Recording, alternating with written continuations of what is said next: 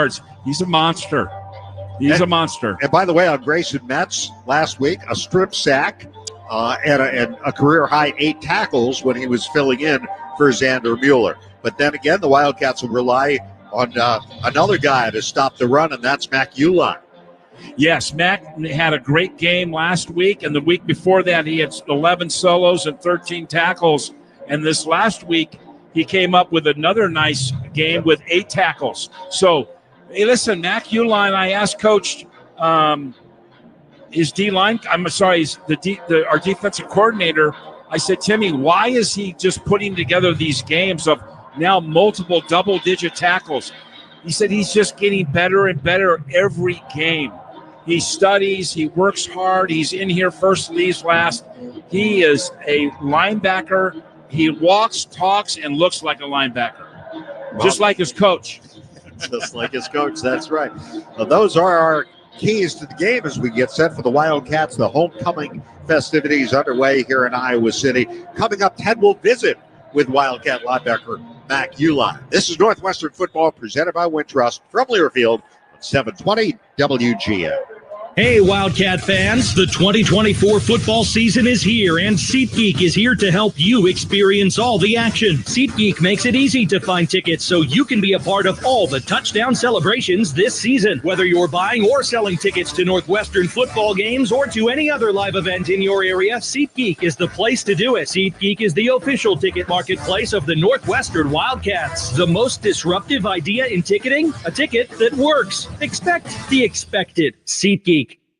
A true teammate takes on every day with a winner's attitude, gets up when they fall down, and leaves it all on the field. There's a group of teammates who do all these things every single day. But they're more than your typical athlete. They're kids dealing with unthinkable medical circumstances. Team Impact matches children facing serious illness or disability with college sports teams, creating a long-term, life-changing experience for everyone involved. Help us get all kids in the game. Visit teamimpact.org. Team Impact. All in, all together. This great call in Northwestern history is presented by T-Mobile. November 4th, 2000. In a game that was called the game that changed college football, Northwestern put up over 600 yards to take down Michigan. Snap to Zach, looking right, fire. Middle of the field, yes! Touchdown! Touchdown! Who will? Sam Simmons! Unbelievable! Touchdown, Northwestern! The Wildcats lead it with 20 seconds to go. Head to T-Mobile.com and get a great deal on iPhone 16 Pro. You're tuned in to Northwestern Wildcats football, presented by Wintrust. Now back to the action. Here's Dave Eddett. And our player interview is brought to you by Wendella Boats, the official boat tour of the Northwestern Wildcats. Here's Ted. Here with Lake Forest native, number 37, Mac Uline. Mac, last year in 2023, you played behind Bryce Gallagher, and you had to kind of wait your turn. Tell us a little bit about how that was last year for you. Yeah, I was behind Xander, actually, Will linebacker, yeah. But I've been switching back and forth positions about my whole career. But, yeah, I mean, it's all about one thing at the end of the day, and that's winning. And whatever you can do to help your team win, that's all that matters, whether that's couple series a game or playing the whole game. So Minnesota, you had 11 solos, you had 13 tackles. Were you in the right place at the right time? How does that happen when someone gets multiple tackles like that? Just doing your job. Sometimes they come to you, sometimes they don't. As simple as that. Yeah. Right place, right time. Yeah. Just doing your job, and sometimes they come to you, sometimes they don't. But if you're doing your job, they'll come to you more times than not, typically. So Braden Brusson, you really kind of fought it out for this starting job this year. Yeah. How did that competition go? I mean, we've had competition in the linebacker room the whole time I've been here for spots. So, and, we're always competing in year-round in the weight room and all that. So it's really no different than any other day, but definitely pushes you to get the best out of yourself. So. Well, you do have a pretty competitive room. Of course, Xander is your leading tackler. You're not far behind him, but then you got Bruss, we just talked about, Kenny Soares, and Grayson Metz, who got a lot of PT this last week and came up with a lot of tackles as well. Yeah, I mean, I think our linebacker room, we've got a lot of depth, and every single person can play. So like you said, the competition brings out the best in everybody every day, and so everyone should be ready. So Glover, there's a guy who committed to Northwestern, and then with the Fitz fiasco, he left and went to Ohio State, and now he's back again. So good for him. He's also in your room. Yeah, he is. Yep, got him back. So tell us a little bit about this offense that we're going to face at Iowa. It's similar to what they've done in the past, the 12 personnel heavy run game with just a little bit more of a modern touch on it with motions and shifts and stuff like that. So it's the same man-on-man test of the Northwestern and Iowa and the Big Ten West of the past. So be a good game. Pretty good offensive line. Yeah. Yep. Good offensive line, good tight ends, good back. So well, if you look at the series over the last 18 years, it's pretty much even 9-9. It's a pretty close race between Iowa and the Cats. Yeah, go make it 10-9. Okay, thanks. Good luck today. Yep. In Illinois, 96% of farms are family-owned and operated. I'm James Deal, a farm kid from McLean County, and my family's part of that 96%. My mom and dad are passionate about growing safe food and fuel and about farming better today than yesterday. If you want to learn more about Illinois farm families like mine, visit www.watchuSgrow.org/corn. This message is brought to you by the Illinois Corn Checkoff.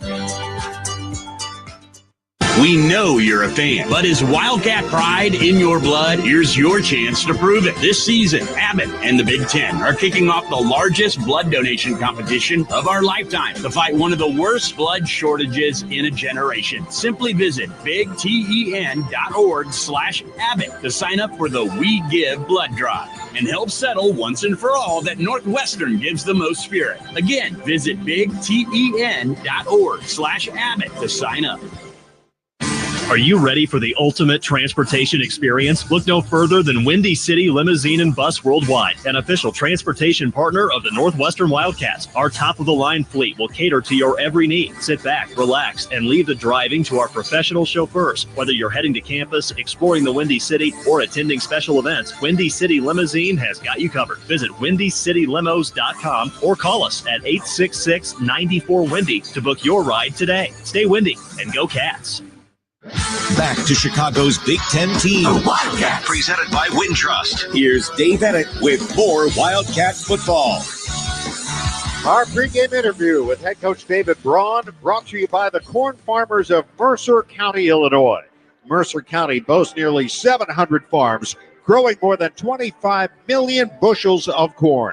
Family farmers in Mercer County use that corn to solve some of our biggest challenges, reducing plastic waste by using corn-based plastics that are more biodegradable. Learn more at watchusgrow.org/corn. On the field at Kinnick Stadium where the music is blaring. Now, is this your first time in Kinnick? Were you at Northern Iowa? Did you ever make it over here? 2018 Northern Iowa was here at Kinnick. So excited to be back. Great environment, Big Ten football. Our group's excited. A lot of people think this is as tough a place as there is to play in the Big Ten because of the proximity to the crowd. I would agree. I mean, the fans are on top of you. They're a rambunctious group. I mean, this is why you come to Northwestern. This is why you want to play in the Big Ten environments like this. Well, and it's loud. We can tell that already. And that there aren't any fans in here yet. What do you tell your team about last week's performance against Wisconsin and how you shake that off? We got to learn from it and got to flush it. We've had a great week of practice. We created environments. We went inside all week long to replicate as much crowd noise as we possibly could, to be honest with you. I don't know if it could have gotten any louder than it was in our indoor this week, just preparing our guys for what they're going to experience today. Let me ask you about the injuries. You had a lot of guys who came out of the game last week with varying degrees of injuries. Can you update us on any of those guys? A.J. Henning's going to go. Really excited about that. Bryce Kurtz is going to be a game-time decision. We anticipate getting Josh Thompson back.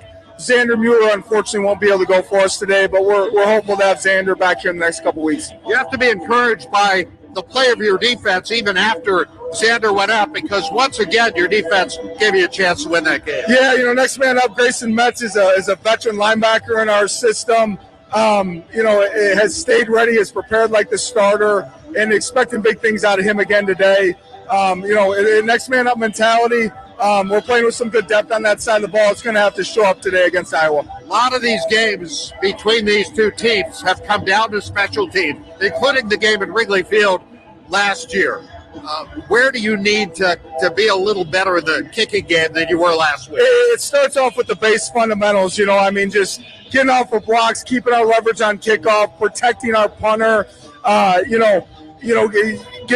making our field goals. And at the end of the day, when we are given opportunities on our return teams, we got to take advantage of those and try and flip the field. But we're going to have to make sure that we mitigate that against Iowa, who does a great job on both their punt return and kickoff return. I know Walker of Wisconsin got his 100 yards last week, but really didn't go crazy like he has in some other games. Your defense kind of contained him.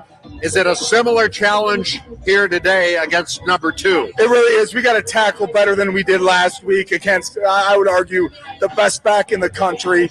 And part of it, Dave, is we got to do a great job of starting fast, creating a lead early that really forces Iowa to feel like they have to stay with the balanced attack and get out of their comfort zone a little bit, because when they're ahead in games, they are definitely in their comfort zone and feel very comfortable handing the ball off to number 2 over and over again. All right, other keys for you today?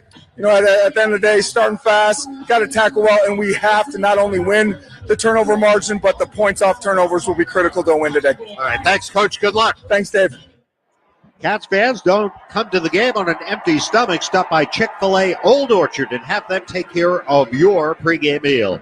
Conveniently located on Skokie Boulevard across from the Old Orchard Mall. Whether you're driving through or catering for your tailgate, they'll make sure you're cheering on the Cats with a full stomach. Today's official game sponsor is United Airlines, proud to fly the Northwestern Wildcats. This has been the Northwestern Football Pregame Show presented by Wintrust. It's the Cats and the Hawkeyes from Iowa City next. This is Northwestern Football presented by Wintrust from Learfield on 720 WGN. Looking left side of the end zone. A.J. Hennig, touchdown! The first of Jack Lausch's career. Today's broadcast of Northwestern football is presented by Wintrust, Chicago's bank and official bank of Northwestern Athletics. Constellation, preferred energy provider of Northwestern Athletics. Northwestern Medicine, relentless in the quest for better health care. Athletico, physical therapy partner of Northwestern Athletics. SeatGeek, official fan-to-fan ticket marketplace of Northwestern Athletics. And Odyssey Brands Greek Yogurt and Feta Cheese, preferred Greek Yogurt and Feta Cheese of Northwestern Athletics. Lausch lost to the end zone. Leaping grab. Touchdown. Marshall Lang. It's time for Northwestern football. Here is the voice of the Wildcats, Dave Emmett. The 86th meeting between the Northwestern Wildcats and the Iowa Hawkeyes. They are meeting for the 20th consecutive year. Iowa has won 3 straight in the series, including that 10-7 win last year at Wrigley Field. The 3-game winning streak matches the longest for either team in the series since Iowa's 21-game winning streak from 1974 to 1995. Here in Iowa City, the Wildcats have won 3 of the last 4 meetings, 6 of the last 10, but lost here in 2022, 33-12, and it is indeed the 112th homecoming here at Iowa. Dave Ennett, Ted Albrecht, Lauren Withrow on the sideline. 61 degrees, bright and sunny as we get set for kickoff in just a few minutes. Our starting lineups are powered by Constellation. To learn more, visit constellation.com/energy. Constellation, preferred energy provider for Northwestern University Athletics. And the Hawkeyes, while their starting quarterback is Cade McNamara, the graduate who previously played at the University of Michigan. His backup is familiar to Wildcat fans. Brendan Sullivan, 6'4", 220, a junior from Davison, Michigan, who played in 13 games for the Wildcats before transferring here to Iowa City earlier this year. He has appeared in 6 games for the Hawkeyes, generally plays in the red zone. Could see him a bit earlier here today. At running back, we mentioned Caleb Johnson, 6 feet, 225, a junior from Hamilton, Ohio, the leading rusher in the Big Ten, second in the nation, averaging just about 148 yards a game on the ground, backed up by redshirt freshman Kamari Moulton and Jazian Peterson, leading receiver for the Hawkeyes is, as a matter of fact, the Hawkeyes have been a little bit hamstrung as far as their receiving core. Their fourth leading receiver is a true freshman, Reese Vanderzee out of Rock Rapids, Iowa, 14 catches on the year, but 3 for touchdowns. Jared Bowie, Hayden Weegan, Jacob Gill, another former Wildcat, also in their receiving core. The tight end is a good one, Luke Lachey, a co-captain, a senior from Columbus, Ohio, backed up by Zach Ortworth. The center, Logan Jones. The left guard, Tyler Ellsbury out of Byron, Illinois. The right guard, Connor Colby out of Cedar Rapids. The right tackle, Jennings Dunker from Lena, Illinois. And the left tackle, the most veteran of their offensive linemen, Mason Richmond, a senior from Leawood, Kansas, 3-time honorable mention All Big Ten. Starting today for the 38th consecutive time and the 47th time overall. Got to be led defensively by middle linebacker Mac Uline, their leading tackler, 45 tackles on the year, career highs 3 weeks in a row against Washington, Indiana, and Maryland, 3 games in a row, including 13 against the Terrapins. Grayson Metz will start at the will linebacker spot in place of the injured Xander Mueller. Up front on the defensive line, Jalen Pate, R.J. Pearson, Carmine Bastone will make his second straight start. Aiden Hubbard at the other end. Anto Saka will see plenty of action in passing situations. The corners, Josh Fussell and Theron Johnson. The safeties, co-captain Coco Ozma, who had an interception last week, 3rd of his career. And Devin Turner is back at safety for the Wildcats, their 4th leading tackler, who had a career-high 11 tackles against Duke earlier this season. We will give you the Wildcat offense and the Iowa defense here in a few moments. The colors right now being presented here at Kinnick Stadium, where a crowd of close to 70,000, as usual, is on hand. And I don't see too many empty seats in this place for this homecoming game. I don't think they could jam another fan in this place. No, it's pretty tight. I don't think so. It's a great setting. The Wildcats have not yet made their appearance from their locker room. The Hawkeye players all lining the west sidelines here at Kinnick Stadium. And now we will have the playing of our national anthem by the Hawkeye Marching Band. And now, an excerpt from Niall Kinnick's 1939 Eisner Award acceptance speech. They always, actually will pause, they always show a clip here of Niall Kinnick's Heisman acceptance speech. This is a tradition here at Kinnick Stadium as well. And in a moment, we will have the national anthem. He wears the helmet just like I used to wear, Dave. Yeah, the leather. Kind of looks like what Illinois wore last week in the big win over Michigan, doesn't it?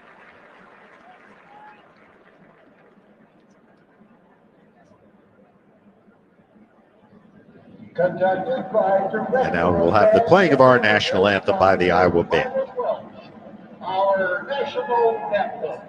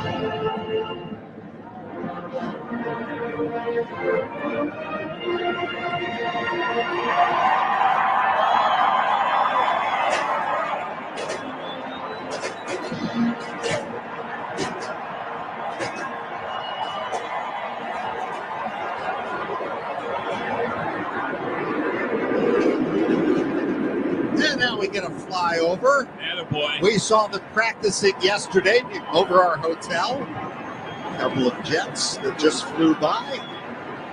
And we Look ahead, the Wildcats now taking the field from the tunnel across the way. Jack Lausch will make a 6th start at quarterback. Redshirt sophomore from Brother Rice, completing 51% of his passes, 808 yards, 4 touchdowns, 2 interceptions. There you hear the reaction to the Wildcats coming onto the field. Cam Porter, co-captain, running back out of Cincinnati, 320 yards rushing so far. A.J. Henning is their leading receiver. He will play here today. The graduate from Lincoln Way East, Bryce Kurtz. We'll see if he comes out. He is the Cats' second leading receiver. Others, Calvin Johnson the second, Frank Covey the fourth. We'll see action. Hayden Elligan the second, expected to play in his 5th game. The tight ends, Thomas Gordon, Marshall Lang. The offensive line, Jackson Carcello at center. Cooper Lovelace, Josh Thompson, the guards, Caleb Chernin, Ben Rather, the tackles. The captains are meeting at the center of the field. Our referee today is Chris Coyle.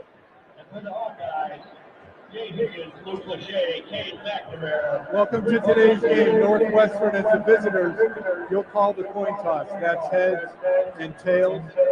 Heads, tails. What is your call? Heads is the call. It is a tail.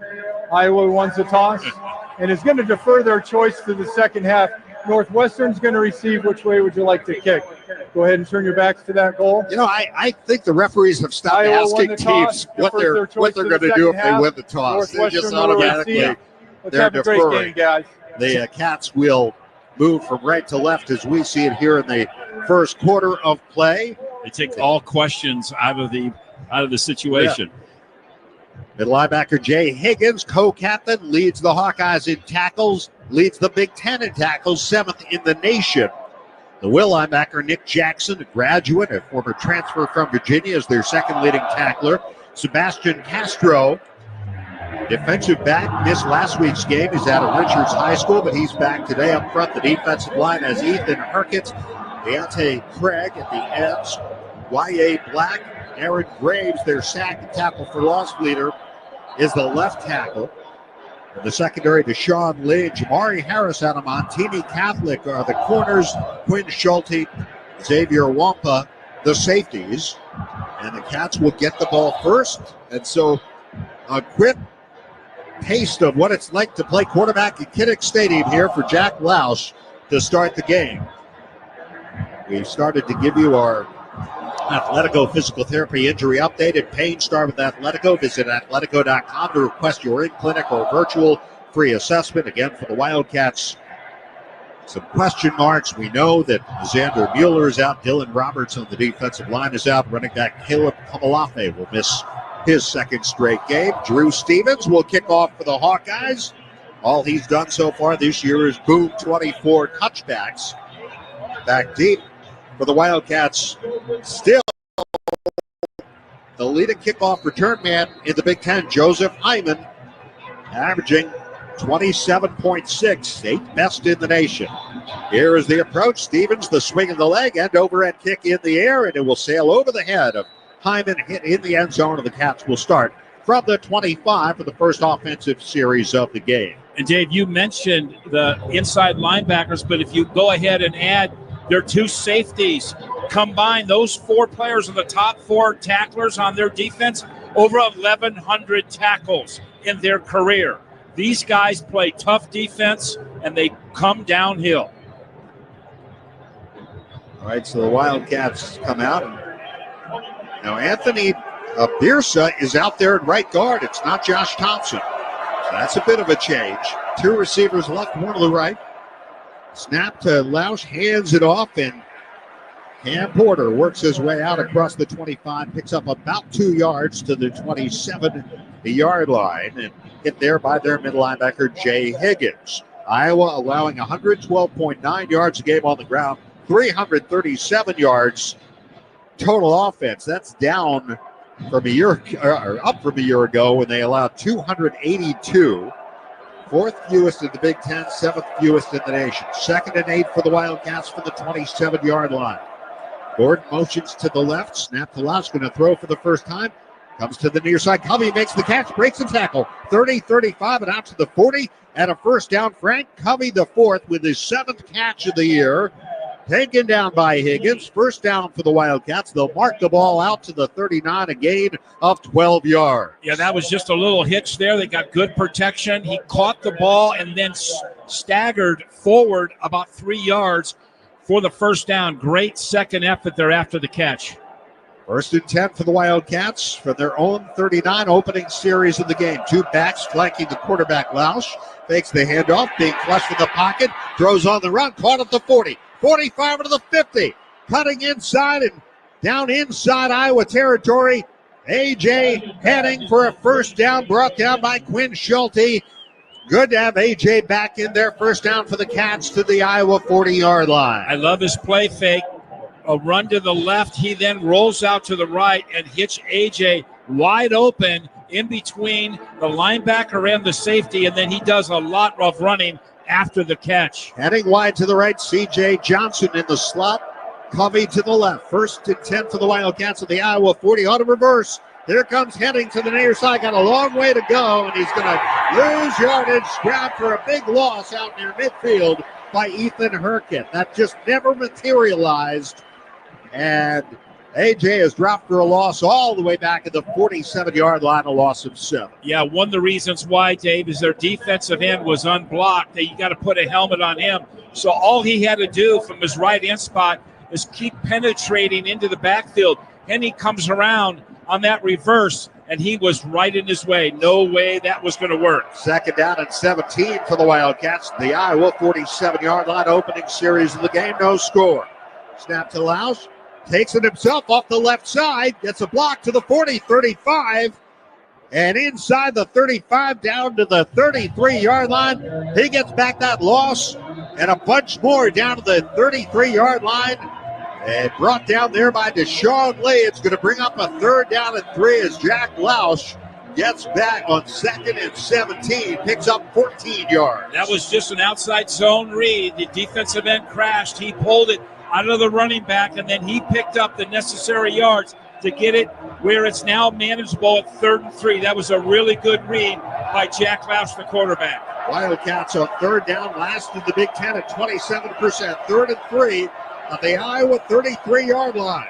Snap to Lausch, hands to Porter through the right side. Porter trying to find a little bit of running room, only got a yard. It's going to be 4th down and 2 as he got down to the 32, angling just past the right hash mark and tripped up there by Aaron Graves. It's 4th down, and the Wildcats will send on Luke Akers. Luke, so far, since taking over for the injured Jack Olson, 4 of 6 on field goals. This will be a 49-yarder.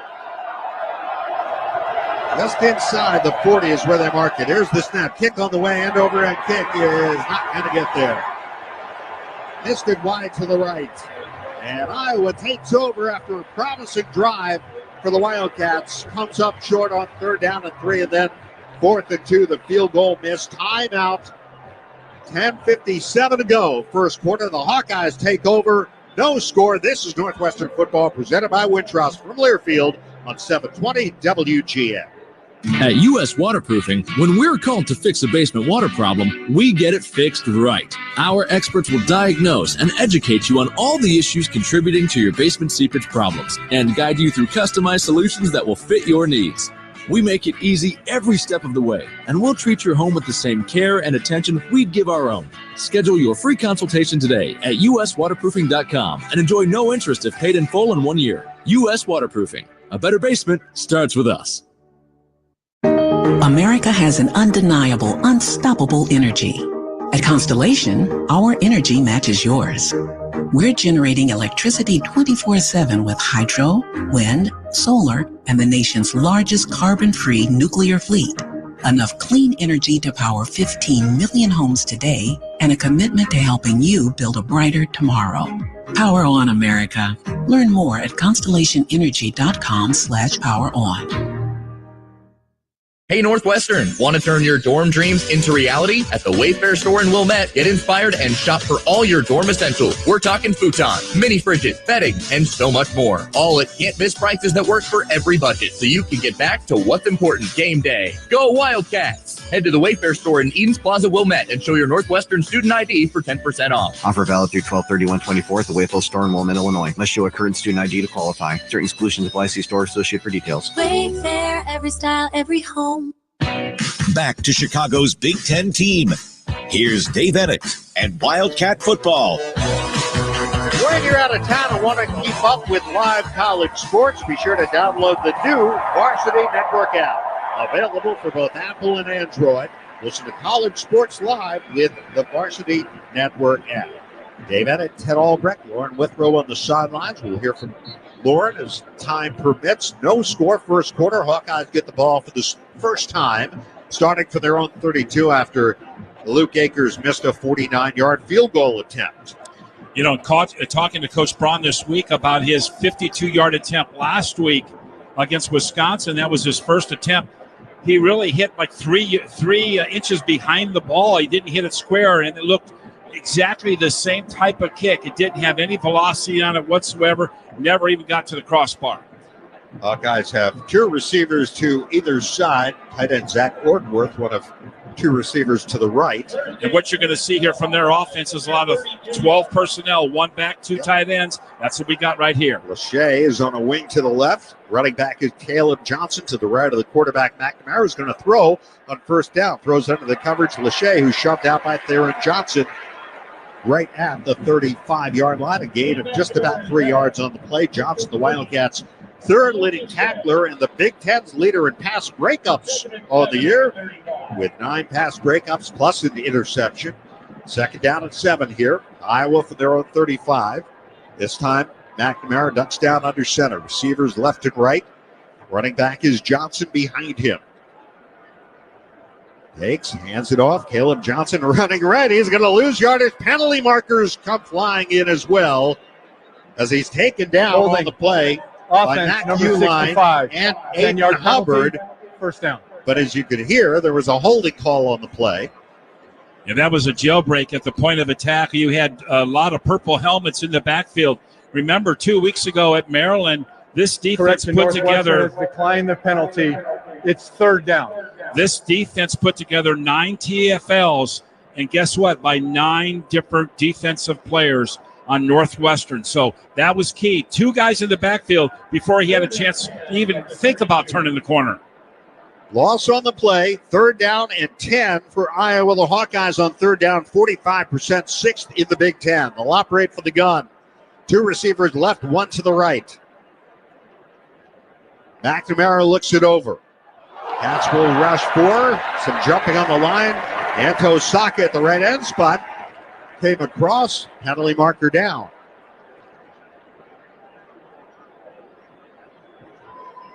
Offside in the neutral zone, causing the offense to false start. Defense number 4. 5-yard penalty, third down. So, you know, Dave, it's one thing to get in the neutral zone as a defensive player and to get back. But if the offensive lineman then reacts to that and you're still in the neutral zone, that's where you march off the 5 yards. Well, instead of third and 10, it's third and 5. So that changes things a bit, does it not? Much more manageable for the Hawks here. Terrell Washington is one of the receivers out to the left. Single wide out to the right side is Jacob Gill. On third down and 5, Iowa. No score first quarter. Gill motions. Snap. McNamara winds up going deep down the middle of the field. And an over-the-shoulder diving catch is made by Iowa Seth Anderson inside the 20-yard line of the Wildcats. Josh Fussell was the defender on the play. McNamara threw a beauty. A great catch by Anderson, former transfer from Charleston Southern. Just his second catch of the year. And it's first down Iowa. They'll mark it at the 21-yard line. This is the way McNamara works. If he's really on his game like he was at against Washington, he's really good. But if he has a game like he did against Michigan State last week, not so good. 42 yards, first down Iowa at the NU 21-yard line. And he will toss it to Caleb Johnson. Johnson finds a little bit of room inside the 20 down to the 16, where he is stopped on the forward progress. Stopped there by R.J. Pearson on the Wildcat defensive front. Gain of 5, 2nd down and 5 upcoming for the Hawkeyes, who are in the red zone now. 90% in the red zone, 19-21 with 14 touchdowns on the year. McNamara sends 3 receivers to the right. Lachey, the lone receiver, to the left, the tight end. And Caleb Johnson to the left of McNamara here on 2nd down and 5 for the Hawkeyes. McNamara gets the snap. McNamara back to throw. Now lofts it to the right side of the end zone. Diving catch, incomplete. Anderson again caught it, but he was out of bounds on the right side of the end zone. Still a great effort by Anderson. Damon Walters, the redshirt freshman, was there defensively for the Wildcats, and it brings up 3rd down and 5. Yeah, that was another good throw. He's right on the money. So far, so good in this first 4 or 5 minutes of the game. McNamara is on his game. When he's on his game, this offense flows well. Remember, this offensive line has got 148 combined starts up front. It's not like they're one of the best lines they ever had, but they play together. McNamara on 3rd down and 5 here at the NU 16-yard line. No score first quarter. Iowa threatening. Snap back to McNamara. Throwing to the left side. Gill is there. Makes the toe tap catch just past the 1st down marker at the 10-yard line. Jacob Gill caught 17 passes in his career for the Wildcats. Has now caught 17 passes as an Iowa Hawkeye this season. And it's 1st down and goal to go at the 10 for Iowa. Well, good for him. He went to a place where he could be utilized a little bit better. And he had, in his opening game here, he had 3 catches for 46 yards. That was a nice catch for a first. On 1st and goal, they hand it off Caleb Johnson, and he will not gain. Pulled down by Najee Story, the veteran on that Wildcat defensive front. And so far, they haven't really tried to run Johnson, but the Cats have been able to control him here in the early going. 2nd down and goal to go. Might have lost half a yard on that. 2nd down and goal. They'll mark it right on the 10-yard line. Out to the left go Gill and Anderson. Single receiver to the right side is Vanderzee. 2nd down and goal to go. McNamara in the gun. Fakes the handoff. Rolls right. Throws short right. Caught there. And the receiver is covered up right around the 6-yard line. That's the tight end Ortworth. Devin Turner. Good to see him back out there, and he makes the stop. And 3rd down and goal at the 6. This would be a big boost for the Wildcats after giving up the big pass play to hold Iowa to a field goal attempt. Yeah, after that big, huge 40-yard pass play, this would be, you took the words right out of my mouth, this would be very critical for them to get off the field here with a possible field goal only. They're 2 for 2 on 3rd down. They spread the field, trips to the left side. On 3rd and goal, the lob to the right side of the end zone for Lachey, overthrown incomplete. Theron Johnson had the coverage. That pass sailed well beyond Lachey. The field goal unit comes on, and that big stop by the Wildcat defense is brought to you by U.S. Waterproofing. U.S. Waterproofing is the best defense for a dry and healthy basement. Schedule your free consultation today at 800-US-WATER. Visit online at uswaterproofing.com. U.S. Waterproofing, a better basement starts with us. 24-yard field goal try from the right hash for Drew Stevens. 10 of 12 on the year. The snap, the kick is up. Plenty of distance. The kick is good. And Iowa scores first with 6:10 to go in the first quarter. Timeout. Iowa 3, Northwestern nothing. This is Northwestern football presented by Wintrust from Learfield on 720 WGN. That's incredible. Magical. Spectacular fall colors and more than 6,000 miles of trails make Minnesota a hiker's paradise. Discover what makes Minnesota the star of the North. ExploreMinnesota.com. Experience the best of downtown Evanston when you stay at the Hilton Orrington. The hotel is undergoing extensive renovations from arrival to guest rooms and meeting space, making it easy to tuck in within the endless blue of Lake Michigan and uncover the scholarly liveliness of collegiate life, along with the distinct authenticity of hyper-local shops, eateries, and cultural arts institutions. Select from a variety of seasonal packages as well as the quad accommodations, ideal for Northwestern University graduates. Visit orringtonevanston.hilton.com to learn more. Hey, Northwestern fans, enjoy a meal at Wildfire, a 1940-style supper club featuring steaks, chops, and seafood. Try one of Wildfire's signature dishes from our all-American menu: horseradish-crusted filet, Wildfire chopped salad, roasted prime rib, and cedar plank salmon. Dine in and take in the smells from the wood-burning oven, or watch our chefs in action at our open kitchen. Lunch, dinner, carry-out, and private parties. Stop by any one of our 5 Chicago-area Wildfire locations. For reservations, visit wildfirerestaurant.com. Minnesota has some of the best mountain biking in the country, from gorgeous reclaimed iron mines to the rocky terrain of Lake Superior's North Shore. Discover what makes Minnesota the star of the North. ExploreMinnesota.com. You're tuned into Northwestern Wildcats football. Presented by Wintrust. Let's get you back out to the game. Here's the voice of the Cats, Dave Ennett. Cat fans, men's basketball. Single game tickets are on sale now. Visit nusports.com/tickets to secure your spot to select matchups this season before it's too late. We look forward to seeing you in Welsh Ryan Arena this winter. In fact, how about this week? Let's get a Wintrust sideline report from Lauren Withrow, Wintrust, official bank of Northwestern Athletics and Chicago's bank. Lauren? Linebacker Kenny Soares came off the field. He looked to be in a lot of pain. He was laying down on the turf. He went into injury tent. He's since come out. He still has his helmet off, but he looks like he's working out that left shoulder. I'll keep you guys posted next time defense goes out. All right, thanks for that Wintrust sideline report. Iowa went 62 yards in 10 plays, 42 of those yards on the pass play to Seth Anderson. They got them down in field goal range for Stevens. The Cats defense stiffened. 3-0 Iowa, and Stevens now will kick off to restart play. The Wildcats, Joseph Hyman once again back deep. Here's the run-up, and here is the kick, end over end. Once again, he'll boom it over the head of Hyman and on beyond the end zone. Good play. And Cats will start again from the 25-yard line, trailing in the game 3-0. Well, the Cats put together a fairly good drive. It had 43 yards in about 4 minutes, and unfortunately, they came up dry. They did not convert on their third down, and they did not convert on their field goal. Ready for game day with the Northwestern Tailgate Guide. Get great recipes and more by visiting nusports.com to download your free copy. There'll be first down Northwestern when we come back. 6:10 to go first quarter. Iowa 3, Northwestern nothing. It's Northwestern football presented by Wintrust from Learfield on 720 WGN. Bud Light was brewed to be a delicious and easy-to-drink beer, even when the little things in life are hard, like when the game is going into overtime, but you have even more time to enjoy it, and a fresh Bud Light.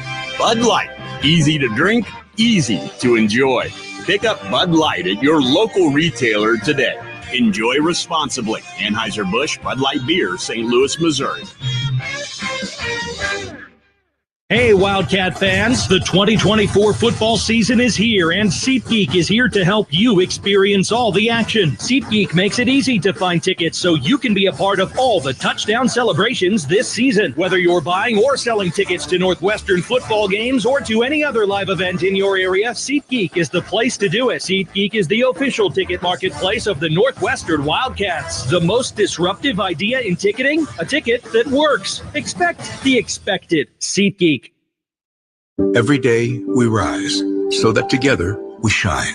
Blue Cross and Blue Shield of Illinois understands what it means to shine a light on the helpers, the healers, the ones building a lasting future of wellness for all of us. Together, we're on this journey, empowering Blue Cross members with the newest technologies, fulfilling our oldest promise, to be forever by your side, rising together toward a healthier tomorrow through it all. Blue Cross and Blue Shield of Illinois, a division of Healthcare Service Corporation and Mutual Legal Reserve Company.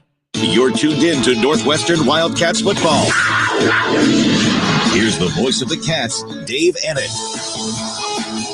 Before play resumes, 10 seconds for station identification. It's Northwestern Wildcat football. The Blackhawks, Wildcats, and the NFL play here on AM 720. On smart speakers, say play WGN Chicago. First down Northwestern from their own 25, 3-0 Iowa. That's the first play after the kickoff was boomed into the end zone. Here comes Henning in motion. They'll swing it out to him on the left side. A.J. Henning bumped out at the 26-yard line, bumped out hard. by the Hawkeyes, Deshaun Lee. He had a Belleville, Michigan. AJ got a yard on that, so they tried a couple. They gave a reverse look again, 10, and that time not much. The first one lost 7 yards when they actually handed it off to him. It's now second down and 9 for the Cats from their own 26. Hyman in the backfield alongside quarterback Jack Lausch.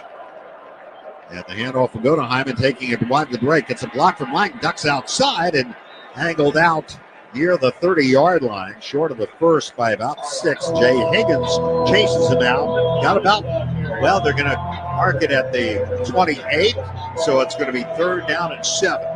Yeah, I think they were reading the defensive end. The defensive end did not crash down. He came up the field. He had already handed the ball off probably a little bit too early, and that's why that thing got strung out, mainly by the defensive end and the rest of his Commodores over there on the wide side of the field. All right, the Cats failed on their first third down. That one was shorter. Third down and 7 for their own 28. Lausch with the gun, gets the snap. Jack to throw, has good protection, throwing the near side. The pass broken up, intended for a heading. Looked like AJ got knocked down when he went into his break.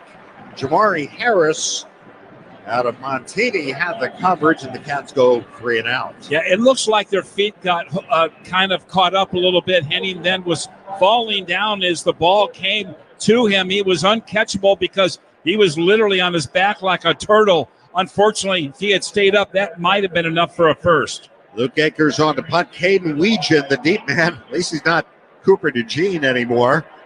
High spiral down the middle. Fielded by Weegan. Starts to his right. Turns the corner at the 25 and angled out across the 30-yard line. And Iowa will go on offense after pretty good return there. Yeah, decent return there out to the, they're going to mark it at, I believe, the 34-yard line, 33-yard line is Lawson Albright back up tight end, makes the stop. And so Iowa will go on offense here. Yeah, 3-0. Yeah, that kick was a low-line kick that didn't get the depth or the height, I should say, that you really need. So therefore, he was catching the ball, and he was already on his mark, ready to go up the field.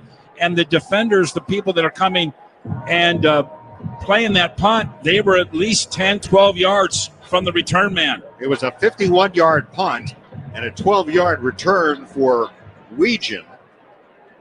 Weegan, third in the Big Ten in punt return. So Iowa gets the ball for the second time here, up 3-0. The Wildcats, not surprisingly, struggled against that Iowa defense this last possession, and something Iowa has done with regularity against opposing teams. Wildcat fans, score a touchdown for your taste buds on game days with Odyssey Brands Greek yogurt and feta cheese, made by 4 generations of master cheesemakers, and available at your local grocer. Quite a sight, Ted, before the game here as we're looking down the sidelines and see an old friend, former Northwestern coach Pat Fitzgerald, who's here on what I imagine is his son Ryan's official visit to Iowa. The whole family down there, and a number of the Northwestern players came all across the field during warm-ups to embrace their former coach. And kind of strange to see him out there, yes, with all surrounded by Iowa people and with no purple on. And as we look to the field, he came in from the tunnel on the left, which is in the corner. And when he got about to the 25-yard line, the Cats were doing their warm-up. And so he was basically walking right by them. And all of a sudden there was about, I would say, a dozen or more players that came over and gave him that big man hug. And then he and Stacy and their kids walked all the way down to the right side of the Hawkeye bench there. But it's kind of strange to see one of our former great coaches and our great friend in a Hawkeye. He wasn't, by the way, he did not have their colors on. Neutral colors. He had black on. But it was strange. You're right. All right, first down Iowa, moving left to right here to the first quarter from their own 33-yard line. Under center McNamara, Johnson behind him. They send the tight end in motion, play fake. Here's McNamara. Dumps it off, is on the check down to Johnson, and Johnson gang tackle, but pushing defenders across the 35 to the 37. Got 4 yards out of that. Jalen Pate able to finish the play. Gain of 4, 2nd and 6 coming up. He couldn't find a receiver downfield. Well, yeah, he wanted to hit his ex-receiver, the outside number guy, trying to hit on a slant.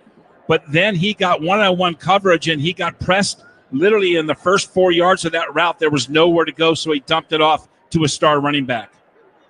2nd down and 6 here for the Hawkeyes for their own 37-yard line.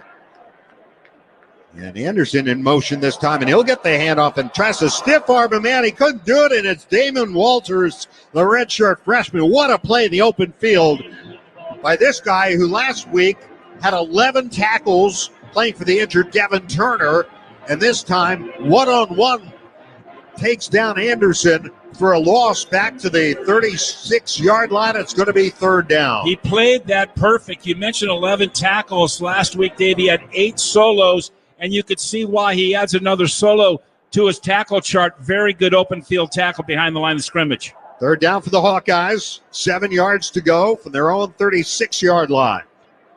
3-0 Iowa. Snap to McNamara. McNamara looking, guns it over the middle. Oh, terrific catch.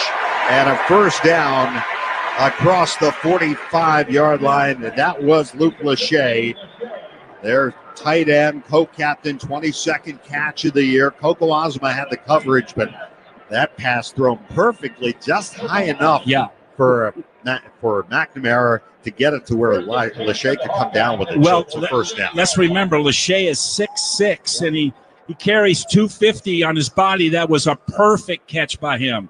1st down for the 46, handoff to the running back, the backup running back, this time Moulton, tripped up by Braden Turner just across midfield at the NU 49-yard line. A gain on the play of 5 yards. It'll be 2nd down and 5, so Caleb Johnson got a breather, but he checks back in. Moulton only 20% of the carries compared to Caleb Johnson, who's got 137. So he's only got in the 20s, but he's happy to get in the game when he can. Caleb is a great back. Johnny Pascuzzi comes in as an extra tight end. 2nd and 5 just across midfield. McNamara will swing it out. Going back, there's Johnson. Flag is down, and Johnson, another flag comes down. Johnson down to the 41 of the Wildcats, but penalty markers on the play. We'll check the flag. Devin Turner made the stop. That's going to be holding against the Hawkeyes. There are fouls by both teams. They will offset holding. Defense number 5. Personal foul tripping, offense number 67. It's 2nd down. Okay, so do it again. That's Kenny Soares, who Lauren had mentioned earlier. If that was indeed number 5 called for the penalty, and I guess it was. So it's going to be 2nd down and 5 again here at the NU 49-yard line with minute 53 to go in the first quarter. 3-0 Hawkeyes. This time they'll send Moulton out as a wide receiver to the left. Correction. Both fouls are on the offense. Holding offense number 5, that penalty's declined. Personal foul tripping, offense number 67. 15-yard penalty, 2nd down. I saw the flag right at the heels of the offensive left guard and tackle. I said, that's got to be holding. I don't know where they messed that up. And Kenny Soares was out there, but he's now coming off the field. And Iowa. Fans are saying, wait a minute, you can't change your mind like that in the middle of a game.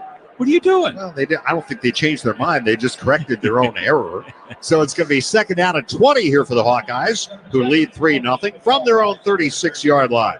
Trips to the right. Snap to McNamara. Swings it out. Caught. Johnson drops the ball.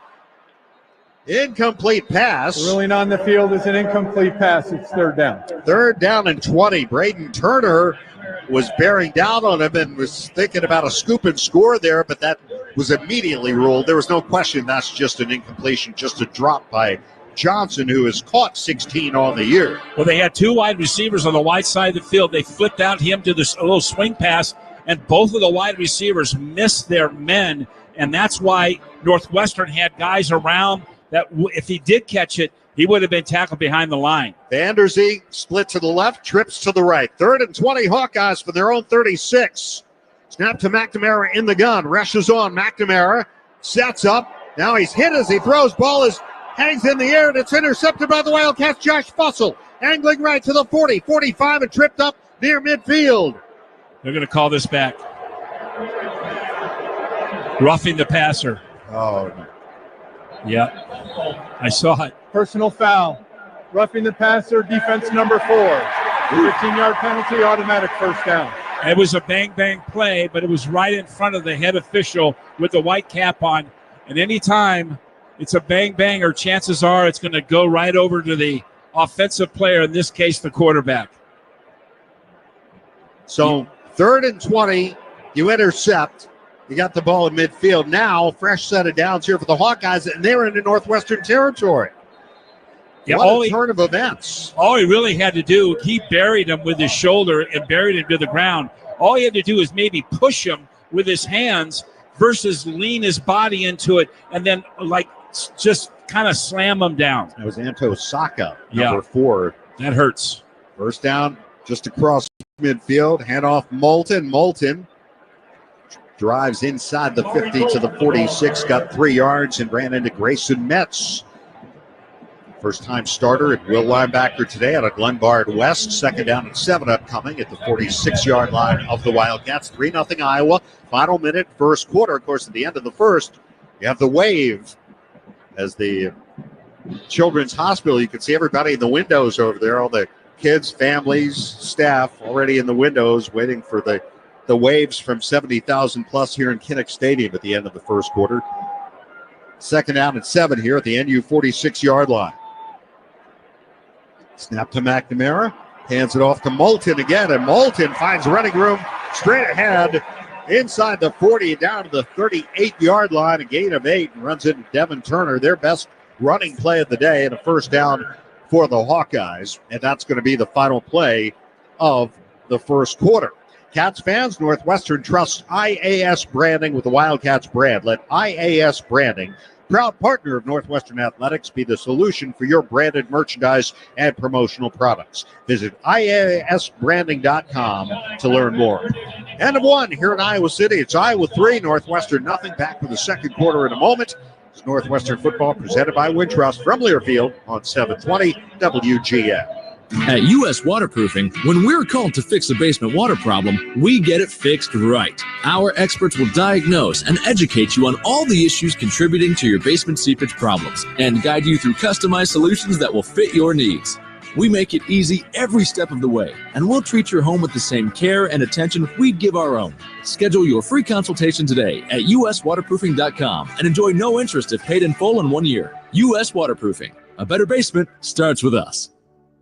Spot on, nice fish. Nice walleye. Look at that. Beautiful. Minnesota Gold right there. This is the first restaurant in the world that strictly is decolonized menu. All right, let's try this too. Oh man, that's good. So earthy and mushroomy. Where's the seals? It looks like the ocean. It's not that cold. It is that wet though. What will your Minnesota travel story be? Discover what makes Minnesota the star of the North at exploreminnesota.com. I think we've just scratched the surface. After crashing my bike, further testing revealed the unthinkable, aggressive prostate cancer. I'm Dave, and when my first hospital said they couldn't remove the tumor, I turned to the team at Northwestern Medicine. Nationally ranked for cancer and urology by U.S. News & World Report, Dave's team used breakthrough robotic surgery to remove his tumor. Because of my team, this was a race I won. Northwestern Medicine offers second opinions for all types of urologic conditions. Because what makes us better makes you better. Attention Northwestern University, looking for the perfect place to stay during your next visit? Welcome to the Gym Museum Suites in downtown Evanston, where history meets modern luxury. Our newly renovated all-suite hotel features spacious accommodations ideal for students, staff, and families alike. Each suite is tastefully designed with modern amenities such as full kitchens, dishwashers, and in-unit washer and dryers to make you feel right at home. Book your unforgettable stay today at www.thegymsuites.com. Discover the hidden treasure in Evanston at the Gym Museum Suites. The Gym Museum Suites, your home away from home. You're tuned in to Northwestern Wildcats football. Now back to the action. Here's the voice of the Cats, Dave Ennett. From wild trails through old growth forest to rocky reclaimed mine pits, lift-assisted downhill runs, and twisted single tracks, Minnesota offers some of the best, most diverse mountain biking in the country. Find trails, places to stay, and things to do along the way at exploreminnesota.com. We just had the wave here at the end of the first quarter to the Children's Hospital across the way. Let's get a Wintrust sideline report from Lauren. The Hawkeye Wave was one of the aspects of this game that Coach Brown really wanted the team to embrace, from everything with the pink locker room to the tiny sidelines here at Kinnick Stadium. That was the one element he said, take a moment, enjoy waving to the Children's Hospital on the east side of the stadium, and join in the other 70,000 fans doing it. That was a memorable moment for the team in 2022, and surely another one this year as well. Dave? Always a cool moment. First down, Iowa at the NU 38. Hawkeyes up 3-0 to start the second. And Caleb Johnson wrapped up for a loss behind the line of scrimmage in the arms of Najee Story back outside the 40-yard line. So far, Caleb Johnson has gone nowhere against this Northwestern defense. He has carried the ball 4 times for a net of 0 yards, and it brings up second down and long, 2nd and 12 here at the NU 40. Najee's been very active these last several games. He had 2 big tackles last week against Wisconsin. 2 receivers left, 2 to the right. Lachey now motions towards the formation. Snap to McNamara on 2nd and long. Pockets it over the middle and broken up. Beautifully intended for Lachey. Grayson Metz almost had a pick. Yes, he was did. all over that pass and just could not reel it in. It brings up 3rd down and 12. Yeah, he had the tight end coverage coming over the middle. He's got help too, and he knew that he could take a little bit of a chance there. He went in front of that, got one paw on it, and tried to tip it to himself. Great job in the right place at the right time. Grayson Metz filling in for Xander Mueller. 3rd down and 12 here. How soon they forget. Yeah. At the 40-yard line of the Wildcats. Hawkeyes have converted 3 of 4 on 3rd down. Back to throw is McNamara. Pocket collapsing. McNamara throws out of bounds, incomplete. Airmailed it over Artworth's head. It was covered by Devin Turner inside the 35-yard line. It's 4th down Hawkeyes. What a great rush that time the Cats had. They had a tackle and stunt on, and then they brought one of their linebackers in. So they had basically 5-on-5. They did not have enough to bring in extra protection from a back or a tight end. They really disrupted that pocket very nicely. Drew Wagner, a freshman out of Delafield, Wisconsin, will be the deep man on the punt. Reese Dakin puts one in the air, angles it towards the far side. Fair catch, signaled and made by Wagner at the 5-yard line. So Dakin, another Australian freshman who replaced the great Torrey Taylor, now punting for the Bears here at Iowa. Gets the job done. Cats will have it deep at their own end. When we come back, 14:06 to go first half. Iowa 3, Northwestern nothing. It's Northwestern football presented by Wintrust from Learfield on 720 WGN. Are aches, pains, or injuries keeping you on the sidelines? At Athletico, our movement experts are here to help you turn your setbacks into comebacks and create a personalized game plan for your recovery.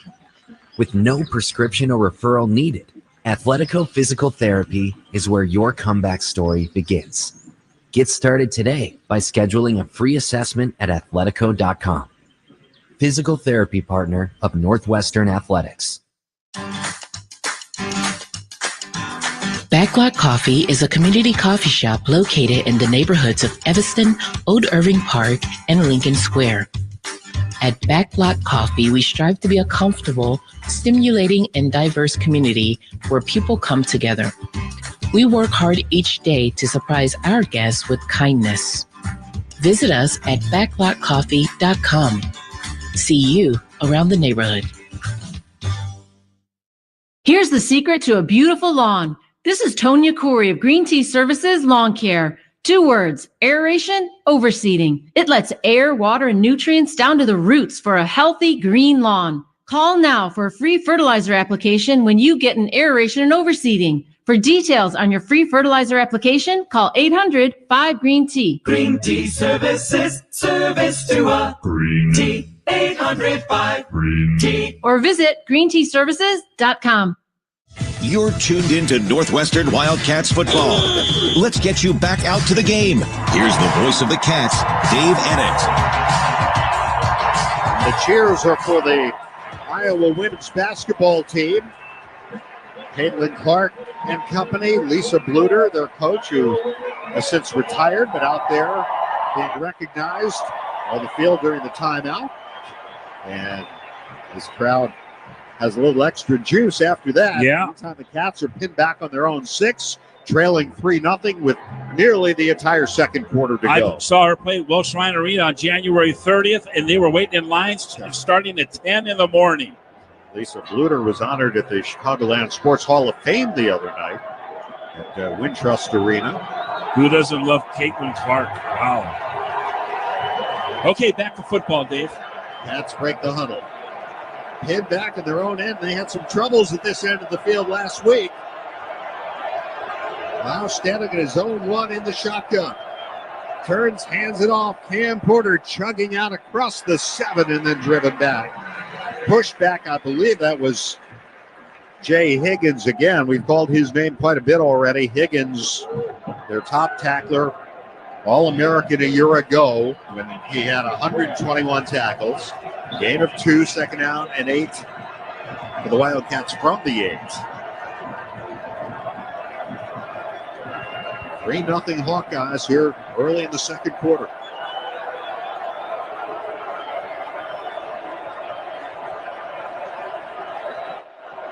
Porter shifts to the left of the quarterback, Lausch, who's going to throw from the goal line. Lausch pops it over the middle. Calvin Johnson makes the catch near the 15-yard line. C.J. Johnson with his 5th catch of the year. Lausch put it on the money. Higgins had him wrapped up. It's going to be 3rd down and 1 here for the Wildcats from the 15. Well, the important thing, he got very good protection. He was able to step up in the pocket and rifle that ball in between the hash marks. That was a great catch. That gives them every opportunity now to run the ball with 3rd and less than 1 right here. Cats are 0 for 2 on 3rd down, but they haven't had a 3rd and 1 yet. They got it now. Lausch in the gun, Porter to his left. They'll hand it off to Cam, and he is got the 1st down, and then he's driven back. Got out to the 18-yard line. Just what you needed. Exactly what the doctor called for. They were practicing these special plays that they need when their backs are against the wall. We saw this situational going on at practice this last week, and you can see when you practice something, you have the right frame of mind, you pick up the first and get yourself out of the danger zone. Deshaun Lee made the stop, but it's 1st down for the Wildcats out to the 18-yard line. Impressive there, 1st down. Porter stays in. Lausch brings Henning tighter to the formation. Snap to Jap. Play action fake. Steps up. Now throws under the coverage, and Porter gets twisted around across the 20 at the 24-yard line. Brought down by Sebastian Castro out of Richards High School. Missed last week's game. Really but good. A nice gain of 6 yards. Excellent protection there. He had a lot of time to look at the field. He was looking downfield. His receivers were covered. He had a check down to number 1. Porter picked up really good yards there, about 7 yards. 3-0 Hawkeyes. 2nd and 4 for the Wildcats from their own 24. Shadows starting to creep across the field here at Kinnick. Snap to Lausch. Makes the handoff to Hyman. Jogs left. Now he throws. Intercepted by the Hawkeyes. Intercepted by Quinn Schulte and down at the 25-yard line. Cardinal sin. He's near the right hash, rolls to the left hash, and he throws back into the middle of the field. He's going to his left, and he tries to throw back to his right. That is a cardinal sin, impossible play to make. Wildcats with the turnover, their 8th of the year, an interception. That's the 3rd thrown by Lausch, and suddenly the Hawkeyes, off their 9th interception of the season, have it at the NU 26 is where they marked the ball. Marshall Lang was the intended receiver. Well, sudden change for the defense. Without notice, they're back on the field defending their goal now. At the 26-yard line. McNamara under center.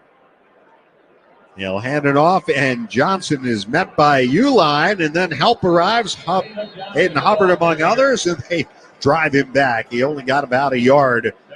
Call it 2 down to the 24-yard line. Really good job there on defense. They got good penetration to the point of attack. They had one of their safeties come up and play very tough as well. So that's a stingy showing right there by the Cats on defense on a sudden change situation. They came out. The ball was just outside the red zone and still is. 2nd down and 8 at the NU 24. McNamara starts Gill in motion. Jogs right. McNamara looking. Still looking. And Hubbard falls down. Now he throws. Lachey up at a great open field tackle by Kenny Soares at the 20-yard line, because if he got past him, he had some room there, Ted. But Hubbard almost got him and then just lost his footing, and it brings up 3rd down. Well, exactly right. He did lose his footing because he put a little bit of a fake on him. He was able to get right back up, but a nice open field tackle, still doing a good job there in that secondary when they get out into the flat one-on-one tackling. Iowa 3 of 5 on 3rd down. 3rd and 4 at the NU 20. 3-0 Hawkeyes. Here comes Anderson in motion left to right. Snap to McNamara. Looking. Now he lets it go. And it's intercepted. Theron Johnson, far side 30, 35, 40. He's to midfield. He's on his way. Nothing but green grass in front of him. A pick 6. Theron Johnson. Touchdown Northwestern. How's that for turning things around? Johnson, the Big Ten pass breakup leader, with his 2nd interception of the year. 2nd defensive touchdown of the season for the Wildcats. And just like that, they take the lead. Well, he forced that ball in there. He had 2 looks down the field. Both of them recovered, but he still came back to the same throw and threw it in there. That was a 50-50 ball. No one had to jump for it. It was a wrestling match. We came up with it. What a pick 6. 85 yards for Theron Johnson. There's a flag on the play. I think this is going to be a dead ball foul of some sort. After the play, unsportsmanlike conduct, intercepting team number 10, his first of the game. The 15-yard penalty will be enforced on the kickoff. That wasn't just the intercepting team. That was the intercepting player. But the Wildcats have taken the lead on the pick 6 by Theron Johnson. And here is Luke Akers out of the hole to Hunter Renner. Will Hulk yard to snap to put the Cats up 7-3. Here's the snap placement. Kick by Akers on the way, and it is straight through. And the Wildcats have taken the lead here dramatically. With 9:31 to go here in the first half of play, the score now, Northwestern 7, Iowa 3. This is Northwestern football presented by Wintrust from Learfield on 720 WG. Stacked macros, fresh food, and served fast. Cafe Zupa's new protein bowls tick all the boxes. 6 new bowls made with top-notch ingredients and dressings from scratch. Every protein bowl comes with a free chocolate strawberry, because you always deserve a little treat. Find your nearest spot at cafezupas.com. Being pregnant and finding out you have cancer. I'm Robin, and that was me. But my oncologist, orthopedic surgeon, and high-risk obstetrician at Northwestern Memorial Hospital created the safest chemotherapy plan, so I didn't have to choose between my life and my baby's. Top ranked in Illinois for obstetrics and gynecology by U.S. News and World Report, Robin's team collaborated to deliver a healthy baby and mother, performing a C-section, then cancer removal the same day. Northwestern Medicine. Better. Are you ready for the ultimate transportation experience? Look no further than Windy City Limousine and Bus Worldwide, an official transportation partner of the Northwestern Wildcats. Our top-of-the-line fleet will cater to your every need. Sit back, relax, and leave the driving to our professional chauffeurs. Whether you're heading to campus, exploring the Windy City, or attending special events, Windy City Limousine has got you covered. Visit WindyCityLimos.com or call us at 866-94-WINDY to book your ride today. Stay windy and go Cats. Stacked macros, fresh food, and served fast. Cafe Zupa's new protein bowls tick all the boxes. 6 new bowls made with top-notch ingredients and dressings from scratch. Every protein bowl comes with a free chocolate strawberry, because you always deserve a little treat. Find your nearest spot at cafezupas.com. Back to Dave and Ted with Northwestern Wildcat football, Chicago's Big Ten team. There's a new blood donation competition happening among Big Ten schools, and a $1 million prize on the line. If you bleed Northwestern purple, donate blood, submit for Northwestern at big10.org/Abbott before December 7th. Theron Johnson's 85-yard pick 6 is the first interception return for a touchdown by the Wildcats since Kyle Cairo returned one against Kentucky in the Music City Bowl, December 29th, 2017. can't believe that it's been that long, but that is indeed the case. And now, because of the penalty, Luke Akers will have to kick off from his own 20-yard line. A little bit of celebration there at the end of that return there. Pick 6. Here's the run-up. Weegan back deep. Here's the kick, and it's going to be taken around the 20, across the 30, 35, and out across the 40-yard line. So that hurts. That was not helpful. Iowa, it's good field position here after the kickoff return.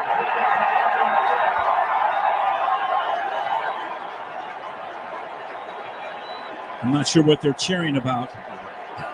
It's homecoming. Yeah. That Evan Smith downfield to make the stop. Oh, I think they're saying hello to Caitlin Clark again. That could be. But the ball out to the 45. Weegan returned it 25 yards. And it's first down Iowa. With their best field position. Well, they had the reception. I guess that was really their best. And they'll hand it off. And Caleb Johnson, right side. Not much there as he plunges out to the 48. Got about 3 yards on the carry. And Kenny Soares is in on a lot of plays here in the early going because I think they know that they need that extra linebacker here against this Iowa running game. That's exactly right, Dave. And their offensive line, I said, they're very steady. They're very competitive. It's not like they have one, Hall of Fame Super Bowl future player coming out of this this team, but they're really good up front. This is Brendan Sullivan in a quarterback, fakes the handoff, and he runs out of bounds right into the Northwestern bench.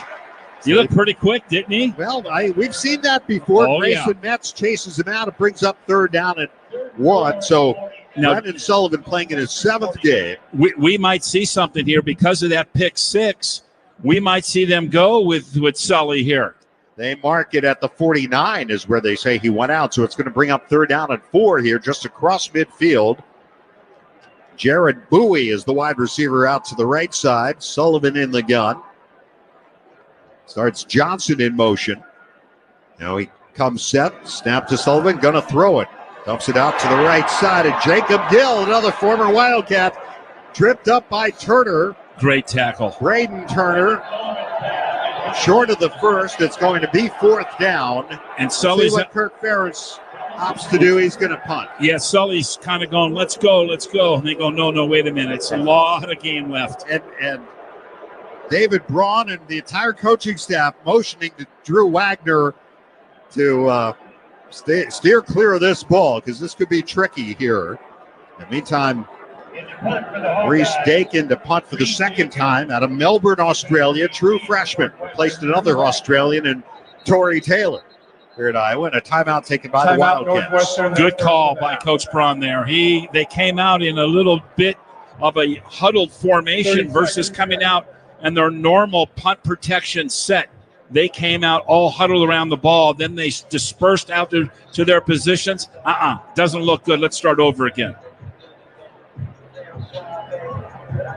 But how about Sully? I think, Dave, he could be in for the rest of this game.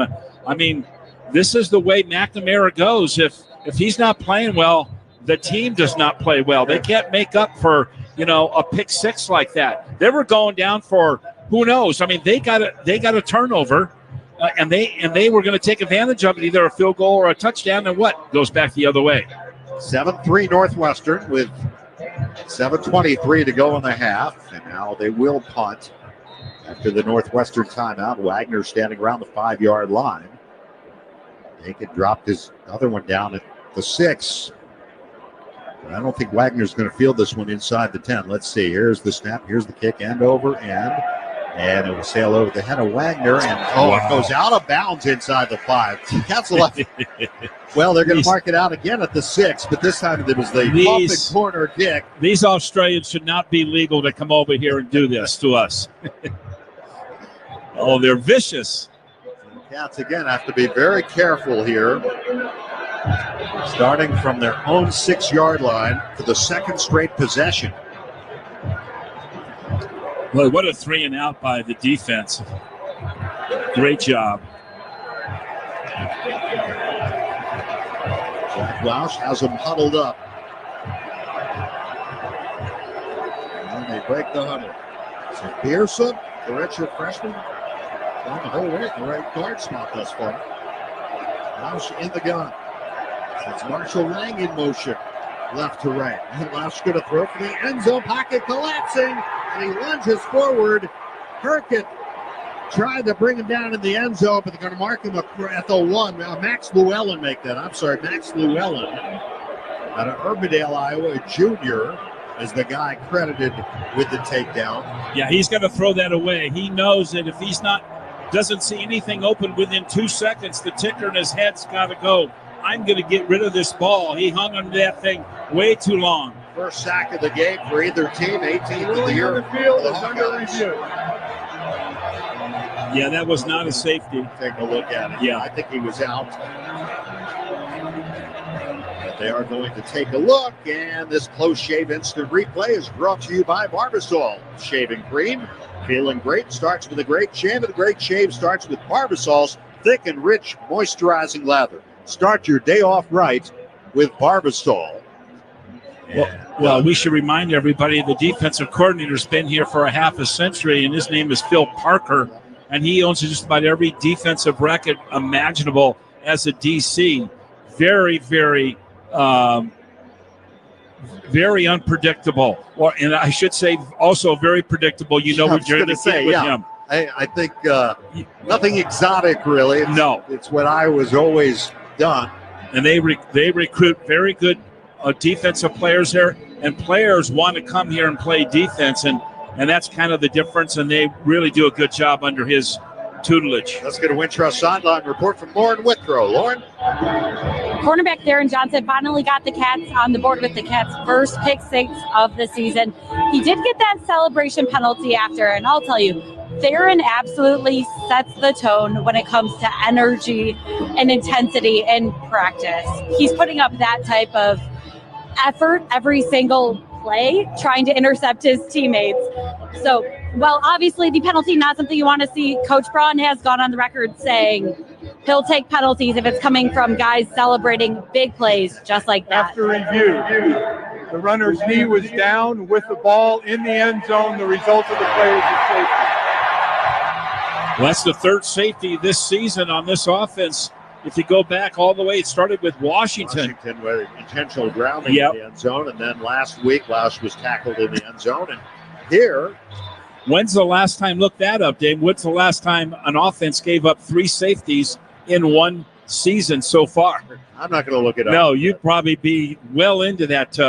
That would take some doing to find that out, but that makes the score now: Northwestern 7, Iowa 5. We'll still have the lead, by the way. Yeah, we've seen some odd scores this year, have we not? Have. Remember at one point it was like, was it 5-2 or 6-2 up at Washington?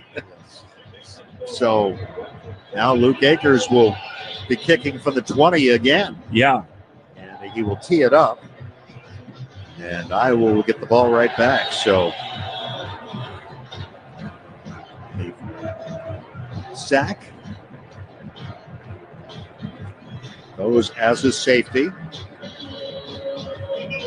7-5 with 6:44 to go in the first half.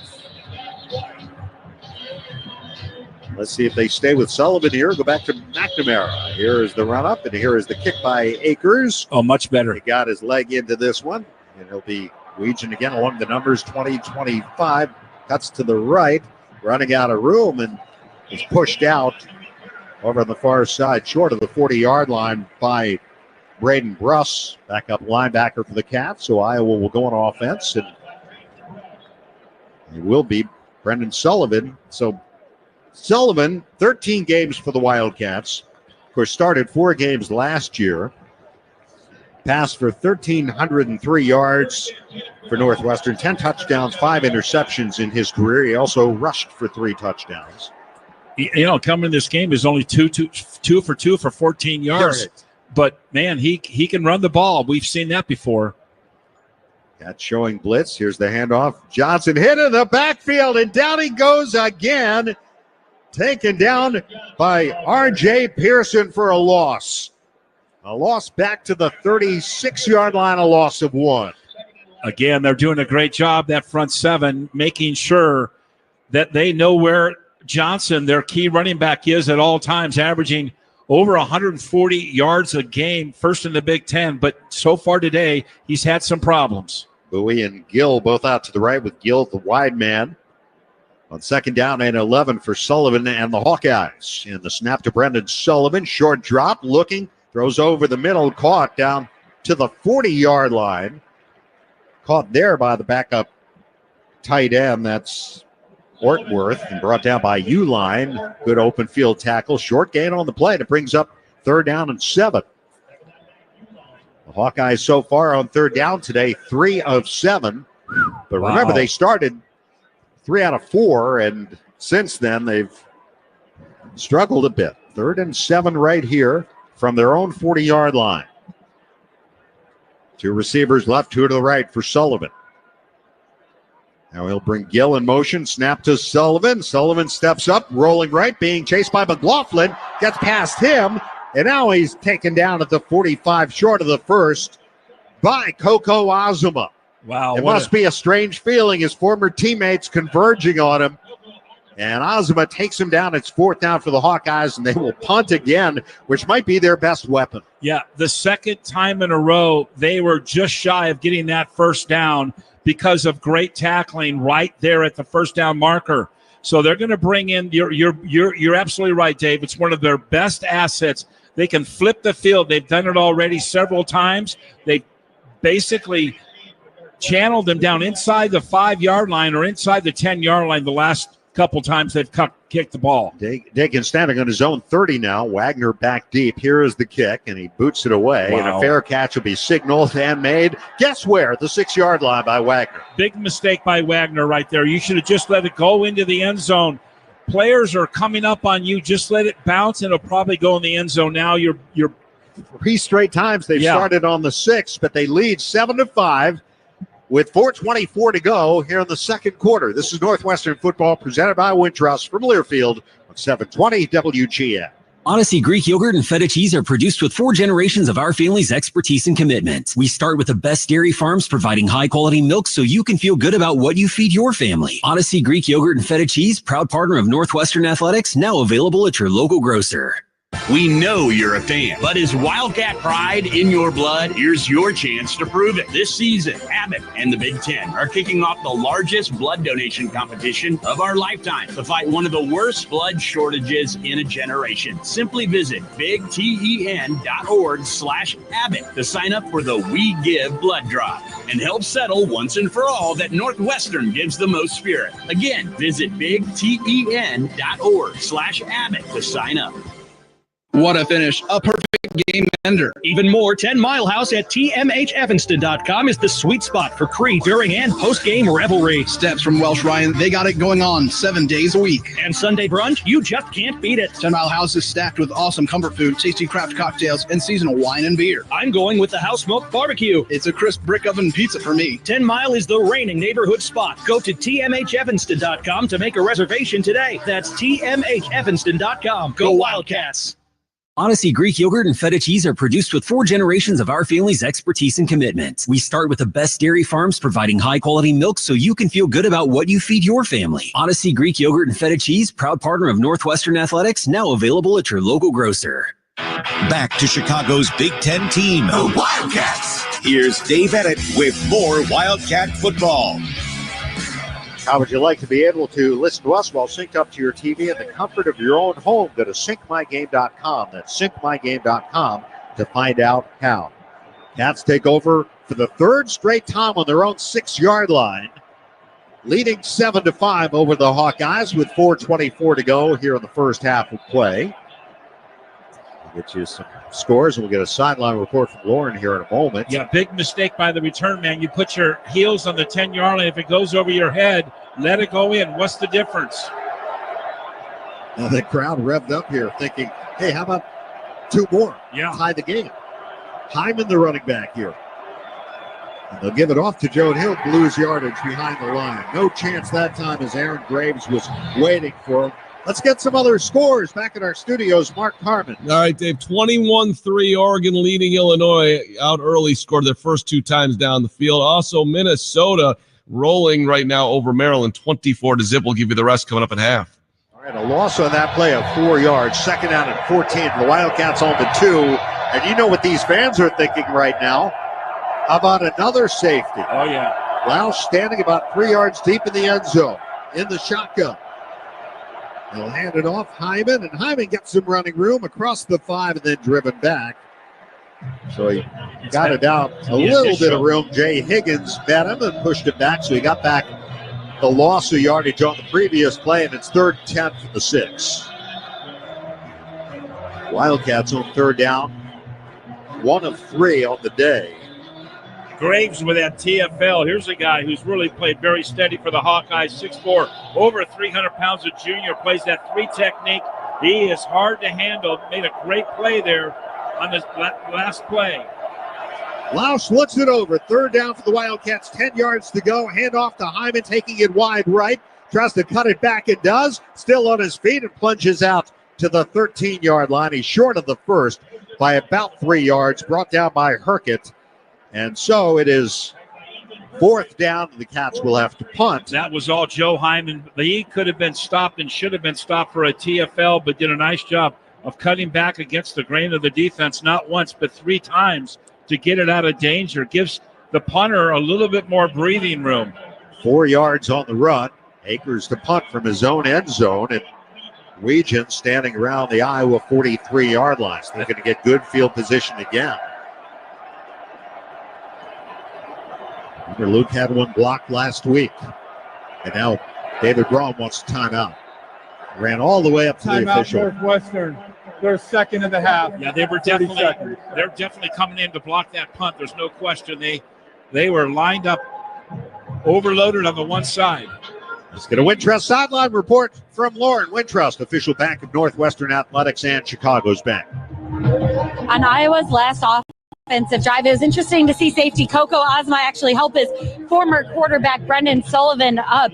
Sullivan and wide receiver Jacob Gill have played a crucial role in the scouting report this week for Iowa, and Kirk Ferentz coaching their teammates up on Northwestern's defense. Of course, when they were at Northwestern, they faced Tim McGargle's defense in practice nearly every day. Other Iowa Hawkeye teammates saying that scouting report's been very helpful today. I bet. All right. Akers to punt. Weegan back deep. Rushes on. He gets the kick away. A high spiral. Driving Weegan back to his own 35. Reversing field. Now he turns it up. And he's angled out at the 44-yard line in Iowa territory.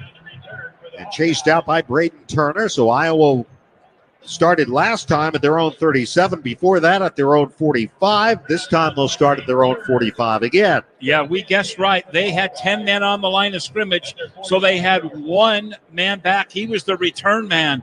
So if you did not block the guy in front of you or get your assignment done, you were going to get yourself in real trouble. Nice job there by Akers, being composed, going through his pre-shot routine and letting it fly. Bowie and Anderson both out to the right. 2 receivers left, the short side. Sullivan, the quarterback. Johnson, the running back. On 1st and 10 from their own 45-yard line. Short drop, Sullivan floating it over the head of Anderson on an outcut just across midfield. Coverage to Braden Turner. That was well off the mark. 2nd down and 10 coming up here. 2:06 to go. We'll get the 2-minute timeout shortly, but the clock stopped with 2:06 showing. 7-5 Northwestern. Theron Johnson's 85-yard interception return for a touchdown.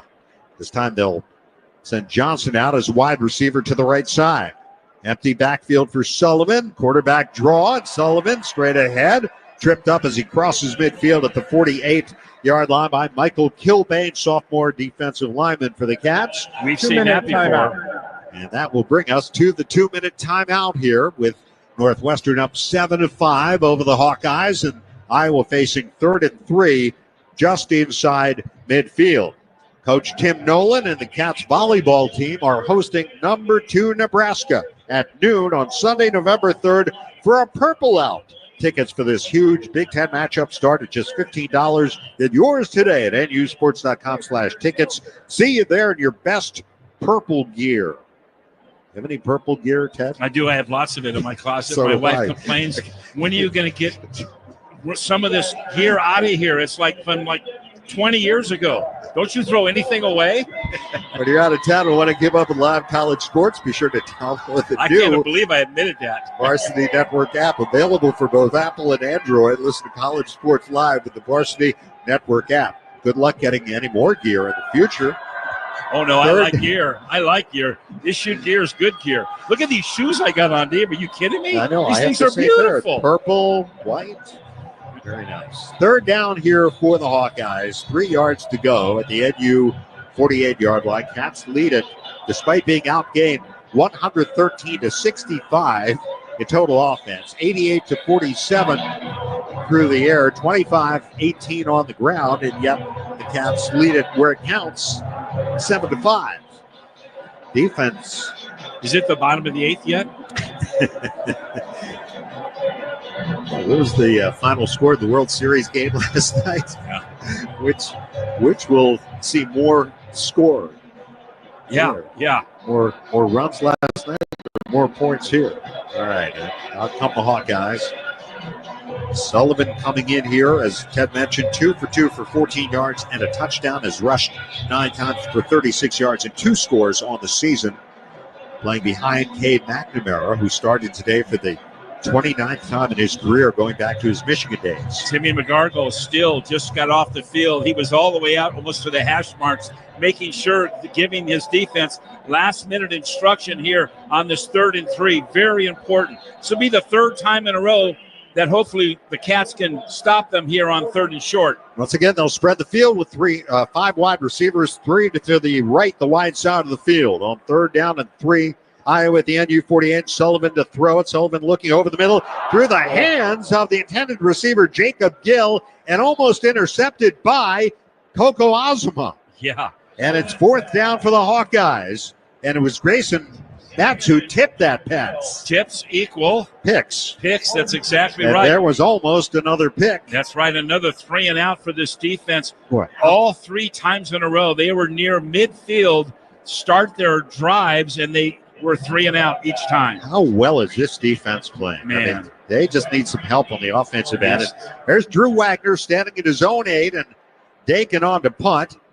He floats an end-over-end kick that will hit inside the 5, and it backs up, and it will be down at the 5-yard line again. I give him kudos for that. Wow. That is amazing job there. That was like a 50-degree wedge? Yeah, no, that would be a 60-degree wedge with a lot of backspin. That was a beautiful, beautiful kick, a beautiful punt. You got to give him a lot of credit. What a great talent. Maybe for you it's a 60. All right, so the Cats are on their own 5 with 1:46 to go in the half. The timeout situation, 1 left for Northwestern, 3 for the Hawkeyes, who get the ball first in the third quarter. So this has become the defensive struggle that I think we kind of expected. Cats from their own 5 this time after starting on the 6th, 3 straight possessions. Cam Porter spins his way up to the 8. Porter. It's a Timeout, Iowa. They're first of the half. 30 seconds. Taken down by Y.A. Black on that defensive line for the Hawkeyes. Honorable mention, all Big Ten performer out of Minnesota. He got only about 2 yards, and the Hawkeyes take their first time out. They're thinking, let's get the ball back and give ourselves a chance. They have a strong-legged kicker in Drew Stevens. Cats found that out the hard way with 14 seconds to go at Wrigley Field last year when he boomed a 53-yard field goal.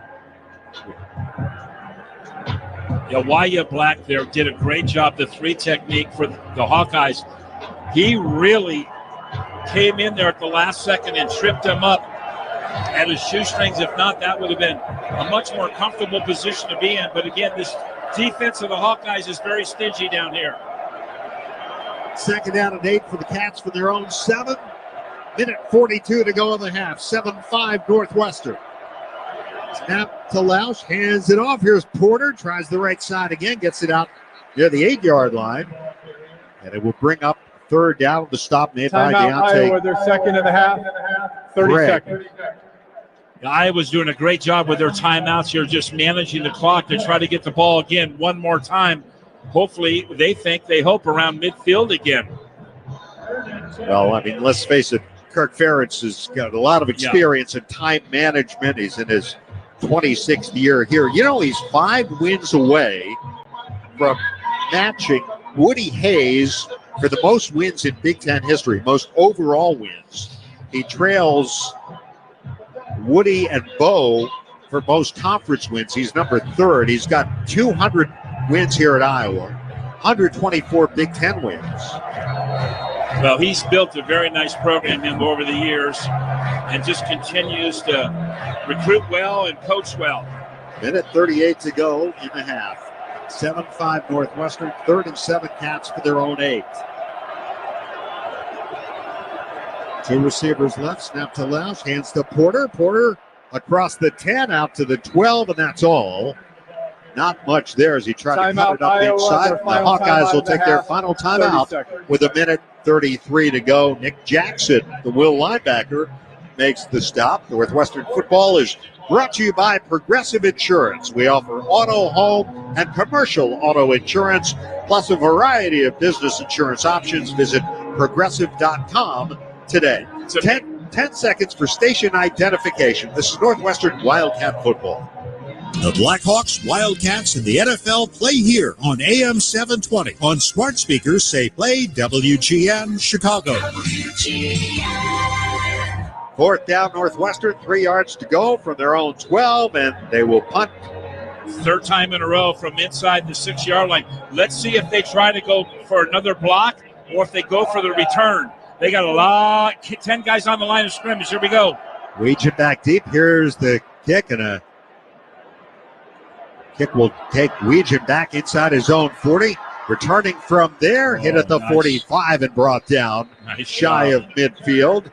Good coverage on special teams. Bross again. I think that's 2 in a row or 2 out of 3 tackles made by him on punt returns. And so Iowa will go on offense from their own 48. And again, keep in mind that their kicker, Stevens, is 1 of 3 from 50 yards or beyond.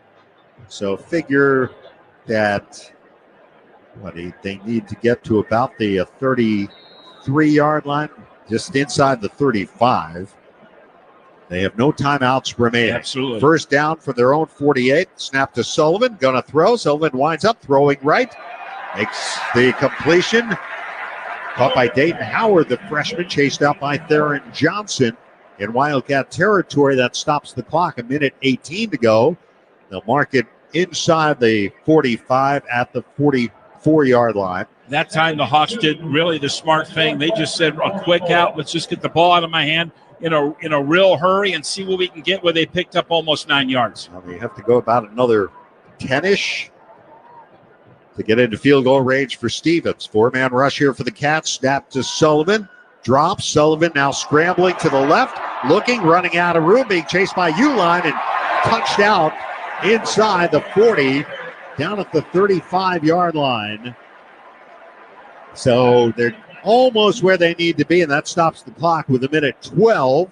The Cats really lost their containment on that rush. They have their both defensive end and their defensive right tackle inside the pocket versus one of those guys that's got to stay outside the pocket so he cannot run like that. That was a mistake defensively on the rush package. 1st down Iowa at the NU 35. Just over a minute to go here in the first half. 1:12. Snap to Sullivan. Sullivan pops it over the middle, complete to the tight end Ortworth, down at the 30, the 29-yard line, and wrapped up by Uline.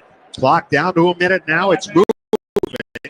He's going to run another play out here. of timeout. Sullivan has him set. Snap to Sullivan again. Sullivan looking. Pocket collapsing, being chased by Saka, running to the far side, and he will tiptoe out down near the 25-yard line. He was chased out by Fussell, short of the first.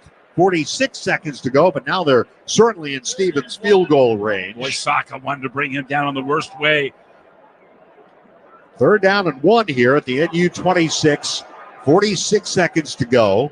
Cats have 1 timeout. Iowa has none. Well, if they don't make it, they're going to bring their kick field goal group out right away because it's 3rd and less than a yard. Sullivan looks it over. Johnson to his left. He'll hand to Johnson, and Johnson's got the first and more. To the 15, to the 10, on his feet, end zone touchdown. They had bottled Caleb Johnson up the entire first half, and suddenly he breaks free for the touchdown. And just like that, Iowa goes back in front. A 26-yard touchdown run for Caleb Johnson. The Cats have not given up many 20-yard bursts so far this year, maybe 3. But that one, they just got caught up on the inside. Oh, that was so unfortunate. They were keeping him to a field goal. Longest run they've allowed this year, Ted. Wow. They gave up a 24-yard run to Walker of Wisconsin last week. The extra point by Stevens is good. And suddenly the Hawkeyes are in front 12-7 with 39 seconds to go. You think Brendan Sullivan just earned some more playing time? I think so. There's no question. A good first down pass for him, and then a good scramble. 2 scrambles, both for excellent yardage. 1 for a first down. In fact, both for first downs.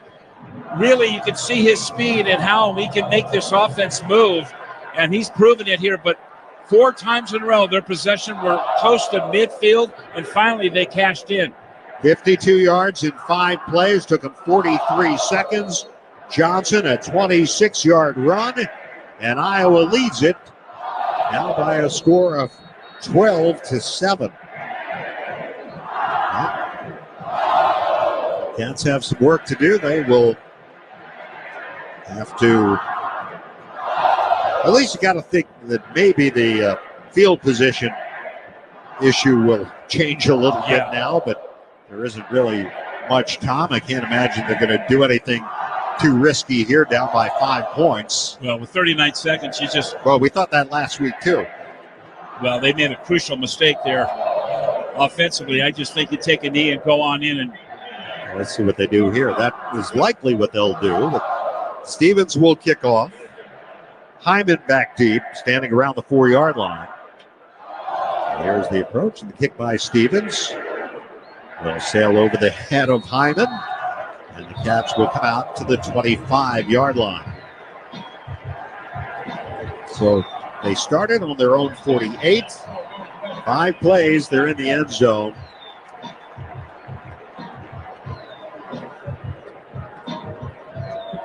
Well, back-to-back games now, the Cats have given up 7 points in the final 50 seconds of each game.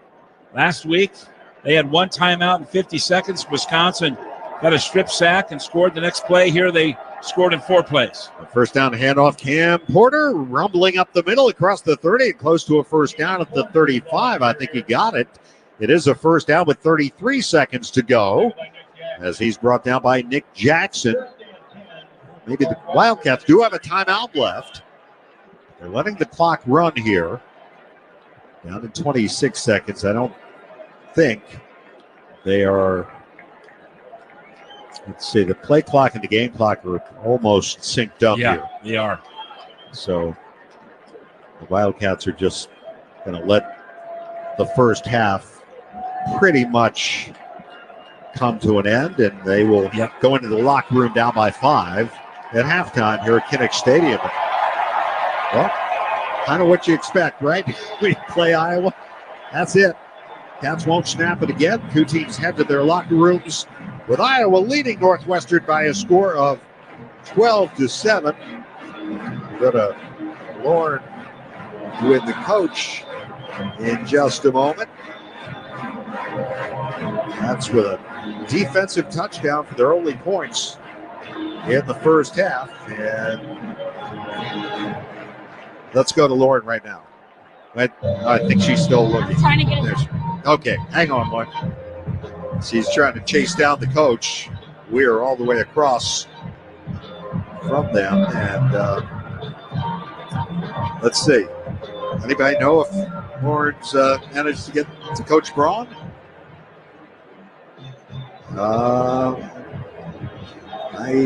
Let's see. There, I see her now. I think we're trying to spot her from 10 stories up, and all right. Maybe he ran from her. Maybe he was afraid. I don't think so. Yeah, I don't see her. So, okay, well, we'll hear from the coach, no doubt, after the game. But it's halftime here in Iowa City with the Wildcats trailing the Hawkeyes by a score of 12-7. Stay with us. We'll be right back with the Northwestern Medicine halftime show in a moment. This is Northwestern football presented by Wintrust from Learfield, 720 WGN. That's incredible. Magical. Spectacular fall colors and more than 6,000 miles of trails make Minnesota a hiker's paradise. Discover what makes Minnesota the star of the North. ExploreMinnesota.com. Backlot Coffee is a community coffee shop located in the neighborhoods of Evanston, Old Irving Park, and Lincoln Square. At Backlot Coffee, we strive to be a comfortable, stimulating, and diverse community where people come together. We work hard each day to surprise our guests with kindness.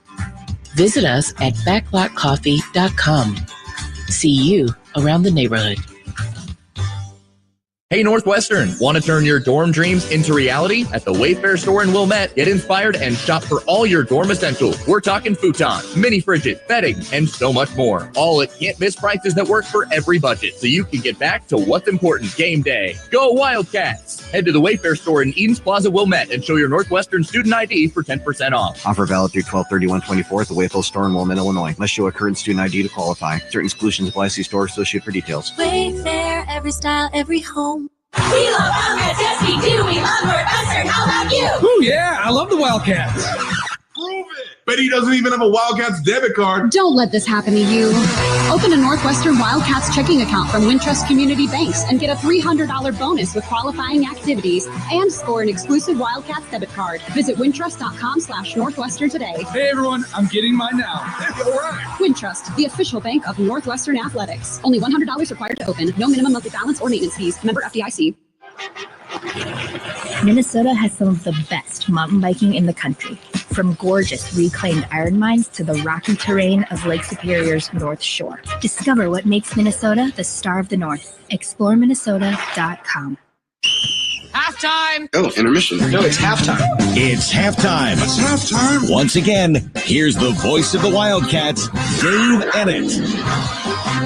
Time now for the Northwestern Football Halftime Show presented by Northwestern Medicine. Dave Ennett and Ted Albrecht back at Kinnick Stadium, Iowa City, Iowa. At the half, the Iowa Hawkeyes lead the Wildcats by a score of 12-7. The Cats had a 7-3 lead, but then later in the second quarter, following Theron Johnson's 85-yard pick six, the Hawkeyes came up with a safety, and then at the end of the half, Caleb Johnson's 26-yard touchdown run gives Iowa the lead. Cats are very much in this game. The defense has done a great job throughout, Ted, but the offense has been held once again in check. Just 82 yards of offense in the first half for Northwestern. Yeah, we've run 22 plays, or there's 37, but here's a stat that's really glaring. The 26-yard touchdown run by Johnson at the end of the first half, or close to the end of the first half, that brings their net yards down to 37 yards. So, again, we've done our job. We have gone ahead for the most part and basically stopped their running game. He finally hooked up for the longest play from scrimmage, not only for the game, but against the Cats all season long, a 26-yarder. So we have a good game plan. We stick to that game plan, but we need more production out of our offense. You're absolutely right. We've got 7 points on the board, but it's by our defense. Again, our defense is playing their tails off. Longest running play of the year against the Wildcats, who have been held to 35 yards rushing themselves.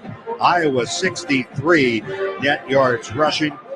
Cade McNamara 8 of 14 passing for 82 yards in the pick six before he gave way to Brendan Sullivan, who's 4 of 6 passing for 20 yards and has rushed 5 times for 27. Meantime, Jack Lausch, 5 of 7 passing, 47 yards, 1 interception, 1 sack. Cam Porter, the leading rusher for the Wildcats, 8 carries, 25 yards. And the Wildcats are down 12-7 to the Hawkeyes here at halftime in Iowa City. Stay with us. Mark Carman will have more of our Northwestern Medicine halftime show in a moment. Chicagoland, for premium apparel and promotional products, look no further than IAS Branding, proud partner of Northwestern Athletics, the industry standard in corporate athletic and event merchandise. IAS Branding is a one-stop solution to bring your brand to life. Visit iasbranding.com to learn more. This is Northwestern Football presented by Wintrust from Learfield on 720 WGN. Imagine having your skull detached from your spine to save you from paralysis. When Phil came to Northwestern Memorial Hospital, his spine was digging into his brainstem, but our team developed a plan to rebuild his spine. Anchored by the top neurology and neurosurgery program in Illinois by U.S. News and World Report, Northwestern Medicine is pioneering treatments for the toughest conditions. Incredibly, Phil was walking just days after surgery. As Phil's nurse, I'm proud to be on a team that's changing lives. Northwestern Medicine, better. Are you ready for the ultimate transportation experience? Look no further than Windy City Limousine and Bus Worldwide, an official transportation partner of the Northwestern Wildcats. Our top-of-the-line fleet will cater to your every need. Sit back, relax, and leave the driving to our professional chauffeurs. Whether you're heading to campus, exploring the Windy City, or attending special events, Windy City Limousine has got you covered. Visit WindyCityLimos.com or call us at 866-94-WINDY to book your ride today. Stay windy and go Cats. Home ownership. At Progressive, we know it's part of the American dream. It's majestic golden eagles and other less majestic birds taunting you through the baseball-sized hole in your new windows. It's soaring guitar solos performed through faulty wiring in your garage, which subsequently erupts into flames. It's also around-the-clock protection when you bundle your home and auto with Progressive, which can help keep the American dream of home ownership alive and kicking. Get a quote at Progressive.com. Progressive Casualty Insurance Company, affiliates, and other insurers. Not available in all states.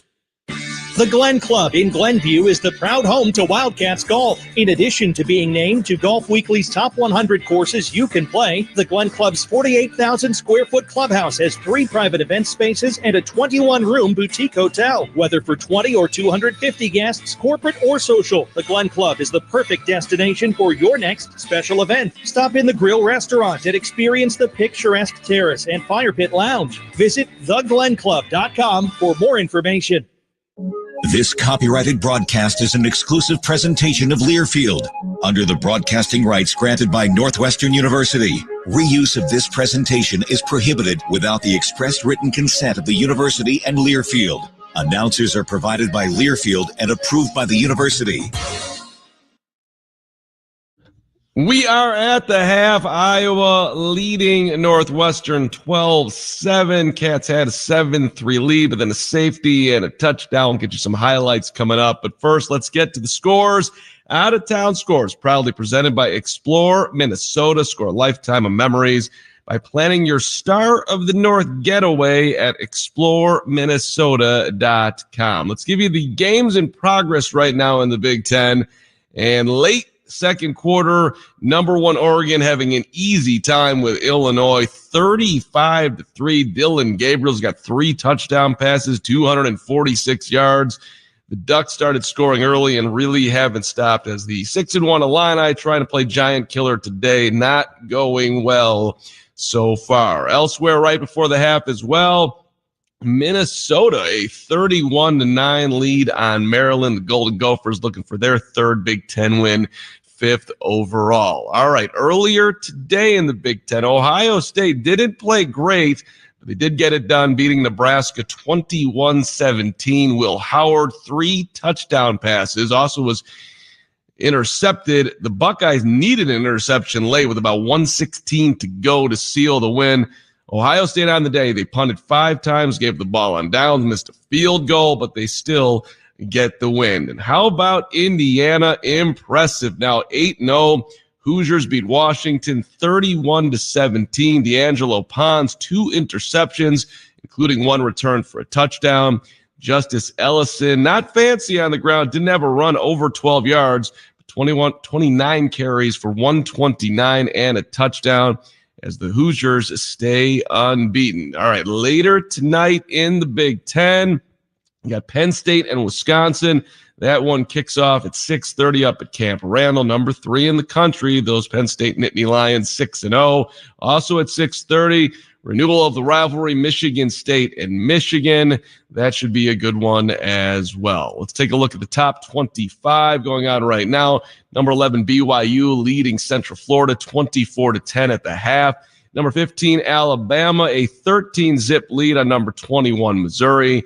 Number 5, Texas out early on Vanderbilt, 14-7, about midway through the second quarter there. Later tonight, number 8, LSU and Texas A&M. That's kicking at 6:30. 7 o'clock, Kansas, and number 16, Kansas State.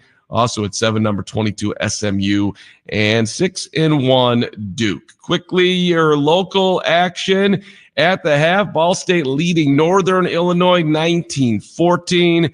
Third quarter score, Tennessee Martin leading Eastern Illinois 21-10. Also in the third quarter, Western Illinois, a 23-21 lead on Lindenwood.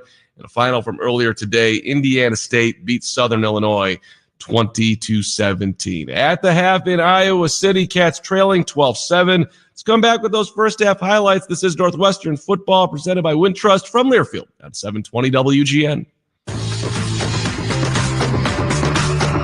Allegra is a full-service marketing company providing customized marketing, printing, mailing, and signage solutions to meet your business goals. Allegra offers a wide variety of creative solutions that are tailored to each business's unique challenges, from printing services and custom signs to mailing services and promotional marketing. Call Allegra in Evanston at 847-864-9797 or visit AllegraMarketingPrint.com to learn more. Northwestern fans, come hang out at Jake Melnick's Corner Tap, Chicago's favorite sports bar. A place that has something for everyone, including students. Show your valid student ID to get 15% off your bill and enjoy everything from great burgers, award-winning wings, and a wide selection of craft beer and cocktails. Can't make it to Jake's but looking for game day fuel? Head to JakeMelnicks.com for takeout and delivery options. Jake Melnick's Corner Tap at 41 East Superior Street. Come join us. College sports fans now have access to hundreds of weekly podcasts that zero in on the college sports world. Now available in the Varsity Podcast Network and part of the new Varsity app. The app is free and available from wherever you get your favorite apps. Download the Varsity app today to have access to hundreds of national podcasts as well as your favorite team-focused podcasts. The Varsity Podcast Network, now available for free on the Varsity app. Download from the App Store and listen today. With the Northwestern Wildcats debit card from Wintrust Community Banks, you're ready for every season. Football, basketball, baseball, softball, volleyball, lacrosse, tennis, fencing, field hockey, wrestling, golf, soccer, cross country, and swimming and diving. Phew. Be purple and proud all year round with your very own Wildcats debit card. Open a Northwestern Wildcats checking account and score a $300 opening bonus with qualifying activities. Visit wintrust.com/Northwestern to get your Wildcats card today. Wintrust, Chicago's bank. Only $100 required to open. No minimum monthly balance or maintenance fees. Member FDIC. You're tuned in to Northwestern Wildcats football, presented by Wintrust. Now back to the action. Here's Dave Edit. Iowa 12, Northwestern 7. Mark Carmen with you in our downtown WGN studios. We'll get you back out to Iowa City with Dave and Ted after these highlights, or after one highlight. Iowa led the Cats 3-0 after a quarter of play. Hawkeyes were driving once again, and the Cat defense made it happen. Anderson in motion left to right. Snap to McNamara. Looking. Now he lets it go. And it's intercepted. Theron Johnson, far side 30, 35, 40. He's to midfield. He's on his way. Nothing but green grass in front of him. A pick six. Theron Johnson. Touchdown Northwestern.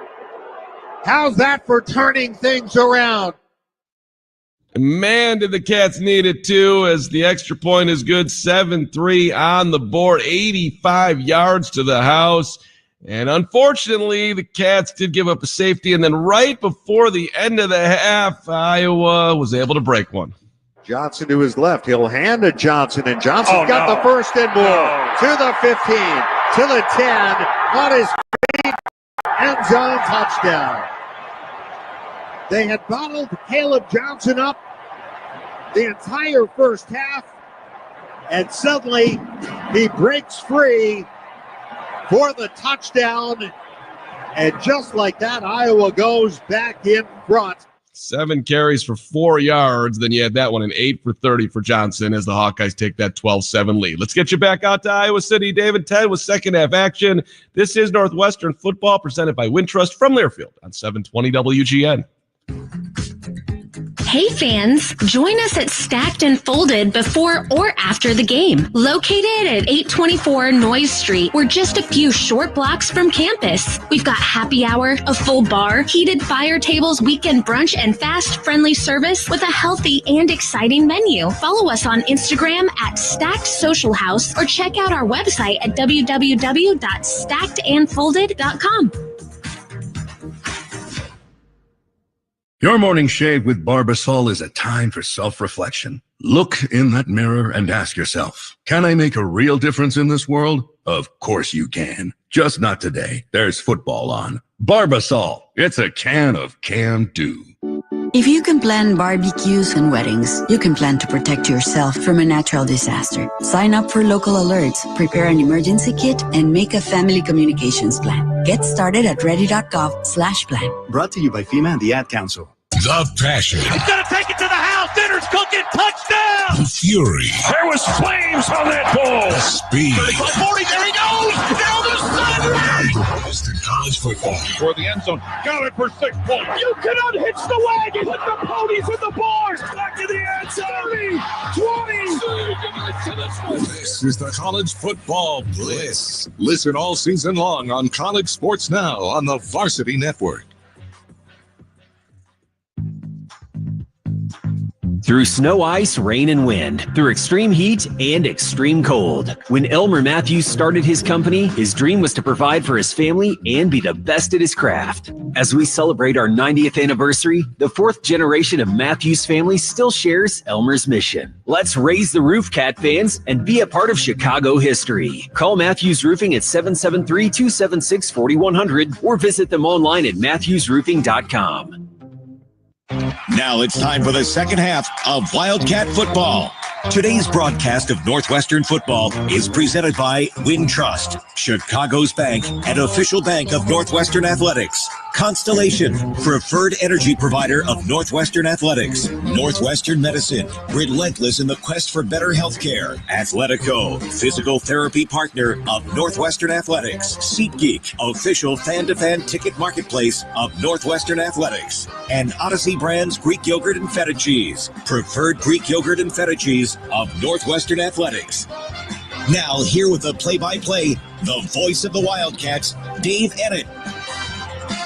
Both teams are back on the field, getting set for the third quarter here at Kinnick Stadium in Iowa City. Dave Ennett, Ted Albrecht back with you. Lauren Withrow is on the sidelines at the half. Iowa leads Northwestern 12-7.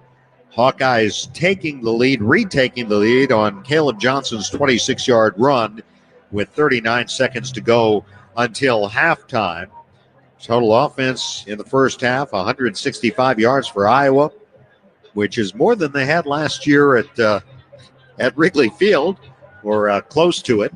And the Cats held to 82 yards on 22 plays in the first half, 35 rushing yards, 47 passing yards. Your energizing highlights of the first half are powered by Constellation. To learn more, visit constellation.com/energy. Constellation, the preferred energy provider for Northwestern University Athletics. And this has been the Northwestern Football Halftime Show presented by Northwestern Medicine. We get set for the third quarter. The lights starting to take effect here as we get late in the afternoon here in Iowa City. Some clouds have moved in, and the Cats need to come up with some answers on offense here, Ted. There's no question about it, because this is 2 games in a row now that the offense has not been able to score a touchdown. Yeah, we knew coming in here against this defense that we were going to have some difficulties. We needed to find a spark in our offense, and unfortunately, I think the field position, they averaged, I think, probably around the 45-yard line. We averaged like the 14-yard line, with the last 4 possessions coming inside the 6. So we really didn't have a chance to maybe operate our textbook, because we're so limited based on our last 4 possessions. But maybe we get another turnover on defense. Well, you'll take that, certainly. The Wildcats average starting position in the first half was their own 14-yard line. Yeah, That's just three right. times they started on the 25, and then 4 straight times at the 6 or 5-yard line. And Iowa's average starting position was their own 45-yard line. There you go. That's the goal here. See if you can flip that. Luke Akers will kick off, and Weegan will be the deep man for Iowa. Luke booting left to right, north to south here at Kinnick Stadium as we get the third quarter underway on this final Saturday in October. Here's the run-up, and here is the kick. It will hook towards Weegan. He'll return from a yard deep, angling left across the 10, across the 15, and tumbles down across the 20 at the 23-yard line as Noah Taylor gets down and takes him down for the Wildcats on special teams. So it's first down Iowa, not quite the field position they had towards the end of the half. In fact, starting here from their own 22-yard line, that's going to be the worst field position of the day for Iowa to start the third quarter. So right off the bat, see, there's a positive for the Wildcats. That a baby, way to go. First down from the 22, four-man rush for the Cats. First down, the handoff, Sullivan, and it gives to Johnson, who has stood up and driven down at the 24-yard line. Got 2 tough yards there before he ran into Mac Uline, and Uline ran him down. Gain of only 2, second down and 8 coming up. Boy, I'm sure they had a nice discussion in there defensively. Said, why did we let that last play happen like that? And Uline now with 7 tackles on the day, all solos. Hubbard, Pearson, Bastone, and Pate left to right on that defensive line for the Wildcats on second down. Sullivan will swing out to Johnson, makes the first man miss, and then he's bumped out of bounds up at the 30-yard line, the 29 call it, by Mac Uline, and it brings up a third down and 3, and the Hawkeyes going without a huddle. Up to the line comes Brendan Sullivan, ducks down under center, takes the handoff, rolls to the right. He's got some room to run, directing traffic, and Kenny Soares takes him out of bounds near the 35, right into the Wildcat bench, and it looked like it was a fair shot. Yeah, it was not. There wasn't any issue. One of the officials got knocked down on the sidelines. I think that may have been what the reaction was there. But it is enough for a first down. They'll mark it up at the 36-yard line, the 35 call it. So where are they going to mark it? Let's see. They mark it at the 34, so it's enough for a first. Sully did a very nice job there as he swung out to his right. He really had the cornerback in Nowheresville because it was just 2 Hawkeyes and 1 defender, and he made him come up and address his ability to run the football, and there's where the first happened. That's first down. Iowa first down from their own 34-yard line. As Sullivan looks it over in the shotgun, gets the snap, hands it off, and this is Moulton, and Moulton trying to cut it back to his right, cut down up near the 40-yard line. He got about 5 yards on first down and ran into Kenny Soares Jr. Again, Soares, a lot of playing time. He's already got 5 tackles, 5 tackles on the day. All solos, by the way. Yeah. Second down and 4 here for Iowa from their own 40. Hawkeyes in front. Opening moments, third quarter, 12-7. Snap to Sullivan. Hands, no, he'll throw over the middle. Catch by Bowie and the Wildcat territory on a slant down to the 46-yard line. Hit there by Damon Walters. And Sullivan put it right on the money. First down for Iowa. We have a Wildcat player shaken up, and that's Grayson Metz. Yeah, that was an RPO right there. He pulled it right out of the running back's gut and then hit the slant over the middle for the first down. Metz is up and walking under his own power. We can't lose any more linebackers, Dave. No, that's for certain. So Braden Bruss will come in at the linebacking core for the Wildcats. Hawkeyes on the drive here to start the third quarter, leading 12-7. First down to the NU 46-yard line. A 14-yard completion to Jarrett Bowie. B-U-I-E, redshirt freshman from Tampa. Ring a bell? Yes, it rings a very loud bell for Wildcat basketball fans. And now here's Sullivan, makes the toss. Now he'll lob it to the 35-30 down the right side. The tight end of the 10 and brought down inside the 5-yard line. That's Johnny Pascuzzi, the third-team tight end. Devin Turner able to track him down and mark it down to the 6-yard line of the Wildcats. First down and goal to go. Really well-run play there. He faked the pitch to the left, rolled out to the right, had two tight ends in the area, hit the closest one, and the other tight end was further down the field. He was his lead blocker. He hooked up with him about the 20-yard line, and they rolled all the way inside to the 10. 40-yarder. First and goal at the 6. Sullivan looks it over. He'll take it himself off the right side. Uline giving chase, and he reaches for the pylon. He's in. Touchdown, Brendan Sullivan. Touchdown, Iowa. And the Hawkeyes extend the lead of the opening series of the third quarter. A 6-yard touchdown run for Sullivan. His third touchdown as a Hawkeye. And Iowa now, after trailing 7-3, has come back. And with the extra point, would go up by 12 on the Cats. And Drew Stevens on to try to add that point right here. That drive, 78 yards in 7 plays. Here's the snap, the placement, kick by Stevens, up and good. And Iowa leads it 19-7, 11-18 to go. Third quarter, Brendan Sullivan having some fun against his former team when life gets real. Start at Kohl's, where we've lowered prices on thousands of items your family needs for whatever life brings. Kohl's, where families come first. Timeout, 11:18 to go, third quarter. Iowa 19, Northwestern 7. It's Northwestern football presented by Wintrust from Learfield at 720 WGN. Experience Chicago from the water. Cruise the Chicago River and Lake Michigan on a Windella boat ride. Family owned and operated since 1935, Windella is Chicago's original architecture tour. Northwestern fans receive 20% off with promo code GOCATS. Again, that's promo code GOCATS. Book your tour online at WindellaBoats.com. Windella, the official boat tour of the Northwestern Wildcats. We all know that Chicago weather changes in an instant. Properly maintaining your HVAC equipment is budget friendly and helps to ensure a comfortable home all season. Whether it's a hot autumn or a chilly fall, you need to be ready. Equipment manufacturers all recommend annual clean and checks. Some warranty language actually requires it.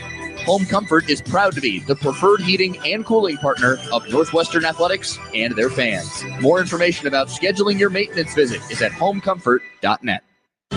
There's nothing like a great night's sleep. If your mattress isn't quite right, chances are you're not sleeping as well as you should be.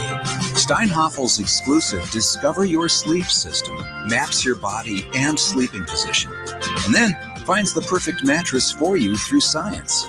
So, stop in and find your perfect mattress with the Discover Your Sleep system, only at Steinhoffel's. Relax. It's Steinhoffel's. Back to Chicago's Big Ten team. The Wildcats. Presented by Wintrust. Here's Dave Eddick with more Wildcat football.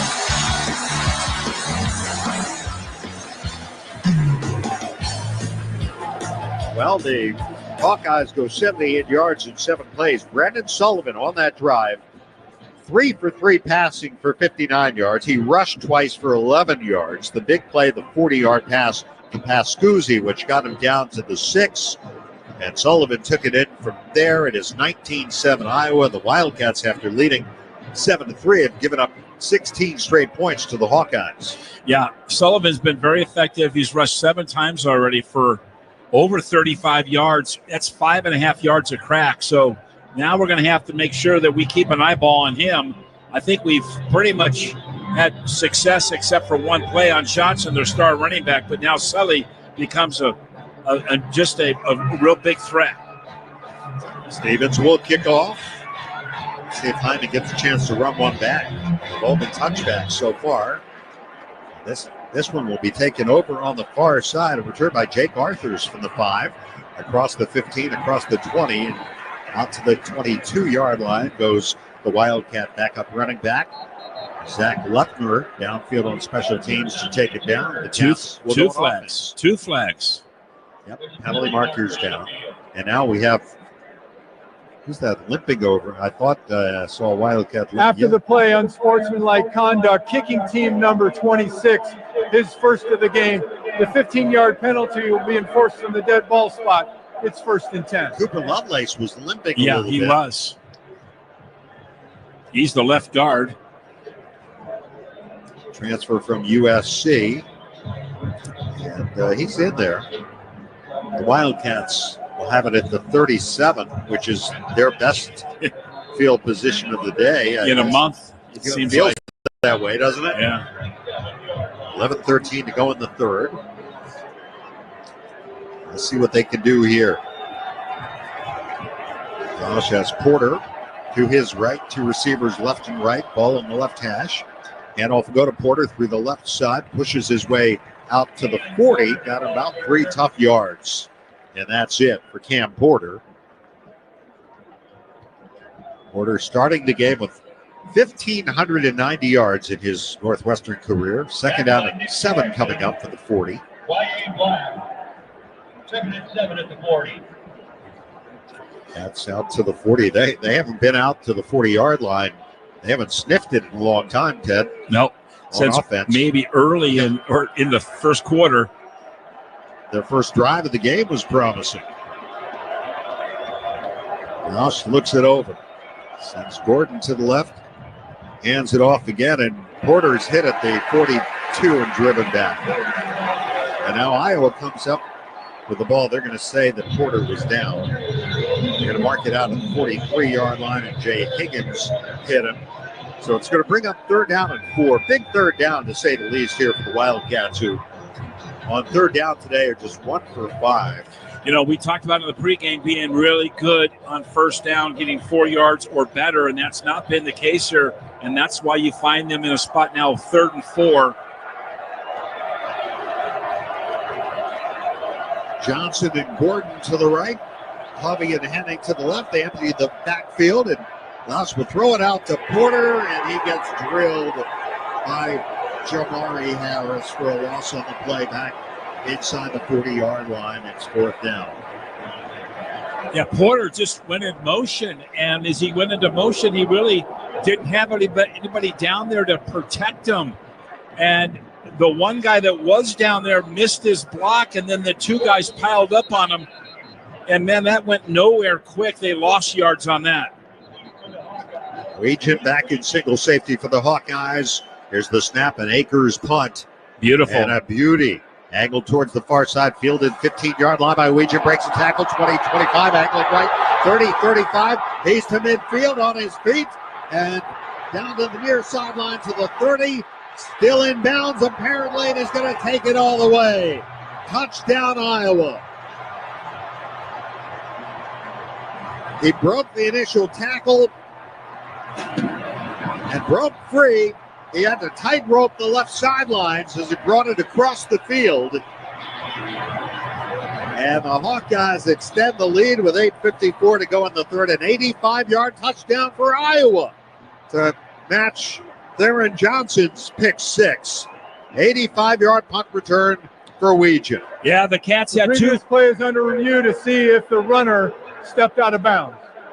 The Cats had 2 gunners down there, and one was blocked initially. He was it seemed like about 5 yards away, and the other one, he made him miss.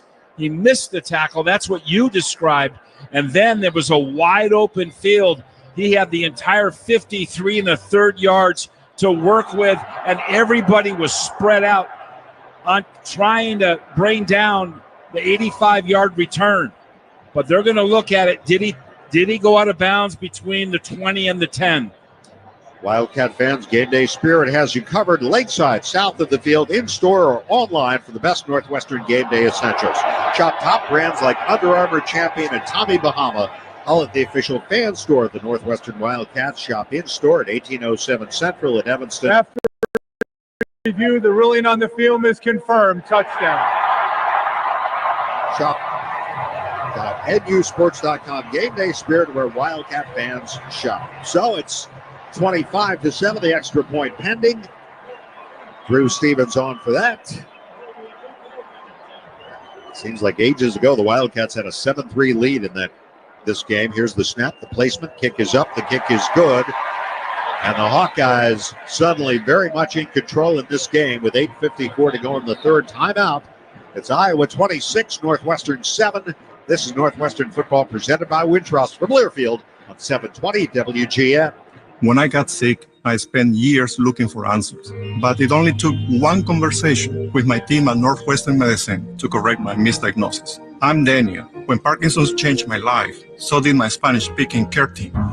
The Northwestern Medicine Parkinson's Disease and Movement Disorders Center offers specialized, culturally sensitive care. Their Spanish-speaking team was the first to provide Daniel with innovative treatment in the language he preferred.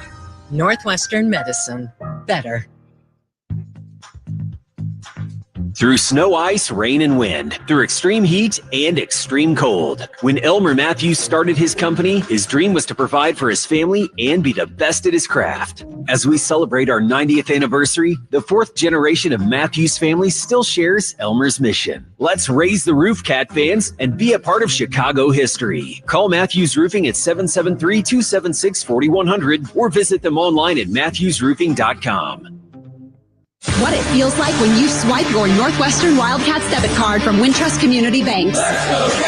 Shop online. Buy a purple foam claw at Wildcat Alley. And pay for a Chicago dog at Ryan Field. Show your pride every time. Open a Northwestern Wildcats checking account and get a $300 bonus with qualifying activities. Visit wintrust.com/Northwestern. Wintrust, Chicago's bank. Only $100 required to open. No minimum monthly balance or maintenance fees. Member FDIC. Back to Chicago's Big Ten team. Here's Dave Ennett and Wildcat football. Your Cats return to the historic friendly confines of Wrigley Field Saturday, November 16th. Against Ohio State. Tickets going fast. Get yours at NUsports.com/tickets while supplies last. Wear black and go Cats. An 85-yard punt return for Iowa's Caden Weegan, a senior from Williamsburg, Iowa. That is his first career touchdown. And I said earlier he's no Cooper DeJean. I stand corrected. And that, you admitted it. By the way, the first punt return for a touchdown given up by the Cats in 10 years. The last one, dare I say it, also returned by the Hawkeyes. Ben Neiman, November 1st, 2014. A kickoff by Stevens, boomed down to the end zone. The Cats once again will start from the 25. Was it here or was it at our place? I'll have to look that up, Cat. I'm multitasking best I know. can. I just thought you might just add that to it. Here we are again, 10 years later. I don't really care. It still hurts. Well, that it does. Cats will start from the 25 again. Okay, let's go. See if we can get a first here. They send Hyman out as one of three receivers to the right, two receivers left. Lausch gets the snap. Lausch looking, good protection, pops it to the right side, and Covey is the intended receiver, but it sails well over his head out of bounds up around the 35-yard line. It'll be second down and 10. Jack Lausch got off to a good start, completed a couple passes on the first series, but Cats haven't done much offensively since then. Yeah, not good number, 6 and 9 for 43 yards. Last week, Jack was 9-24 for 82 yards. Second down and 10 here from the 25. Running back is Hyman. Lausch is going to throw it here. Lausch fires, hit as he throws. It sails out of bounds over the head of Covey near midfield, but that pass wobbled and landed well out of bounds. It's going to be third down and 10. Dave, he was trying to throw over a would-be rusher right in the pocket there, so he's trying to throw over this big, huge 300-pound defensive tackle, and he then could not follow through. The thing was then sailing over the head and into the Iowa bench on the 50-yard line. Well, I'm not even going to give you the third down number again. I think I've repeated that enough today. You're driving me crazy with 1 that of number. 6. 3rd down and 10 here from the 25-yard line. I know I said I wasn't going to say it, but 3rd down, Lausch jogs left, looking, now throwing, and off target. A.J. Henning looks like it had gone down, and that pass sails out of bounds into the Wildcat bench. Castro had the coverage, and Cats are going to have to give up the football here with 8:39 to go in the third. And guess who's back there waiting? Weegan again. Yeah.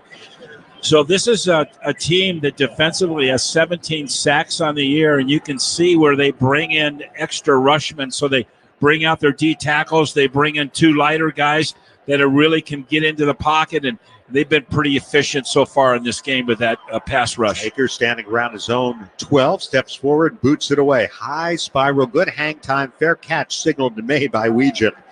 And the Cats will take that at the 36-yard line as Evan Smith got down there and then at the last second pulled up when he saw the fair catch signaled. Timeout, 8:31 to go, third quarter. Iowa takes over, leading the Wildcats 26-7. This is Northwestern football presented by Wintrust from Learfield at 720 WGN. A sustainable future starts now. And at Constellation, we've already begun. We're generating nearly 90% carbon-free power, including emission-free and reliable nuclear energy that's always on. And we're committed to producing 100% carbon-free electricity by 2040. Together, we're creating a brighter tomorrow today. Power on, America. Learn more at constellationenergy.com/poweron. Experience the best of downtown Evanston when you stay at the Hilton Orrington. The hotel is undergoing extensive renovations from arrival to guest rooms and meeting space, making it easy to tuck in within the endless blue of Lake Michigan and uncover the scholarly liveliness of collegiate life, along with the distinct authenticity of hyper-local shops, eateries, and cultural arts institutions. Select from a variety of seasonal packages as well as the quad accommodations, ideal for Northwestern University graduates. Visit orringtonevanston.hilton.com to learn more.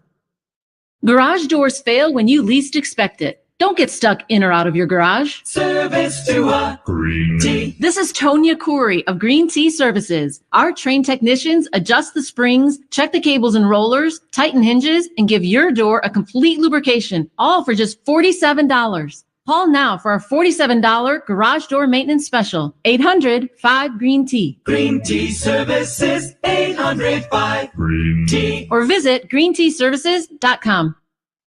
You're tuned into Northwestern Wildcats football. Presented by Wintrust. Let's get you back out to the game. Here's the voice of the Cats, Dave Ennett.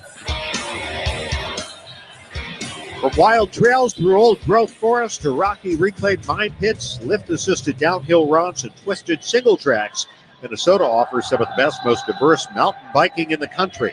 Find trails, places to stay, and things to do along the way at exploreminnesota.com.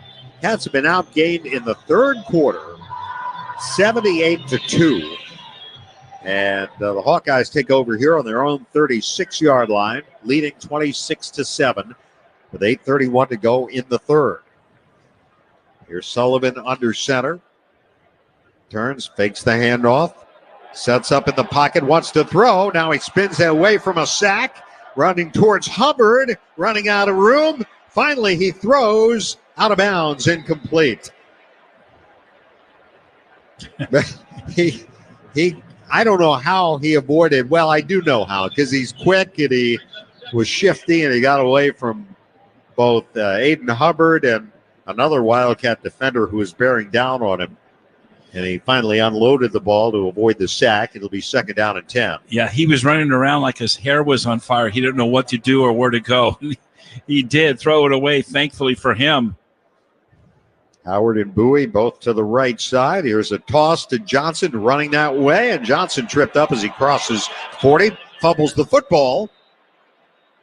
And let's see, is it Northwestern ball? It is. The Wildcats come up with the ball. Well, maybe that'll get them going. A turnover, the second takeaway by this Northwestern defense today.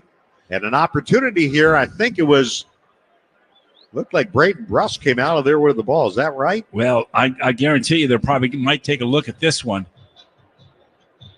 Yeah, the ground can't cause a fumble. It was his elbow. The ball was out. Yeah, his elbow hit. The ruling of a fumble recovered by the defense is under review.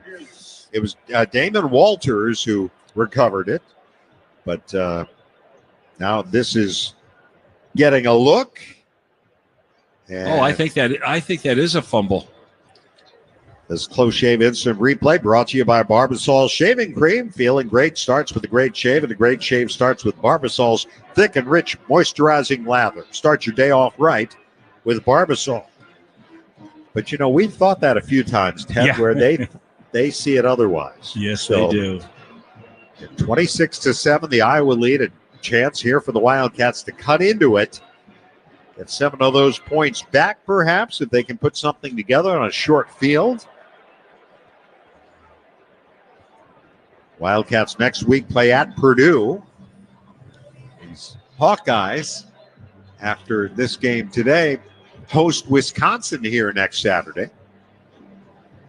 And then back-to-back road trips on either coast. UCLA, then a bye, and then Maryland. The Wildcats, with their only back-to-back road games of the year these 2 weeks. Play still being looked at. But it has certainly not been I know he scored the touchdown right at the end of the half. Here comes the call. After review, the runner's elbow was down with possession of the ball.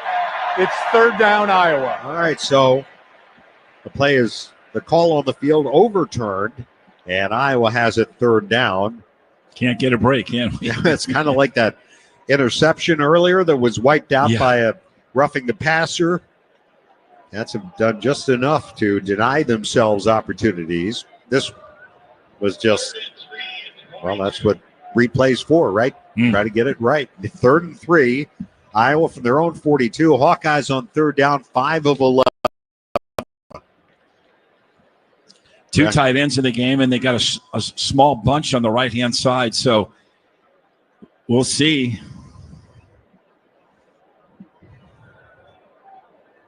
Now we're waiting. Not sure what the hold setting the is. chains or something, or chains appear to be set. There we go. Okay, 3rd down.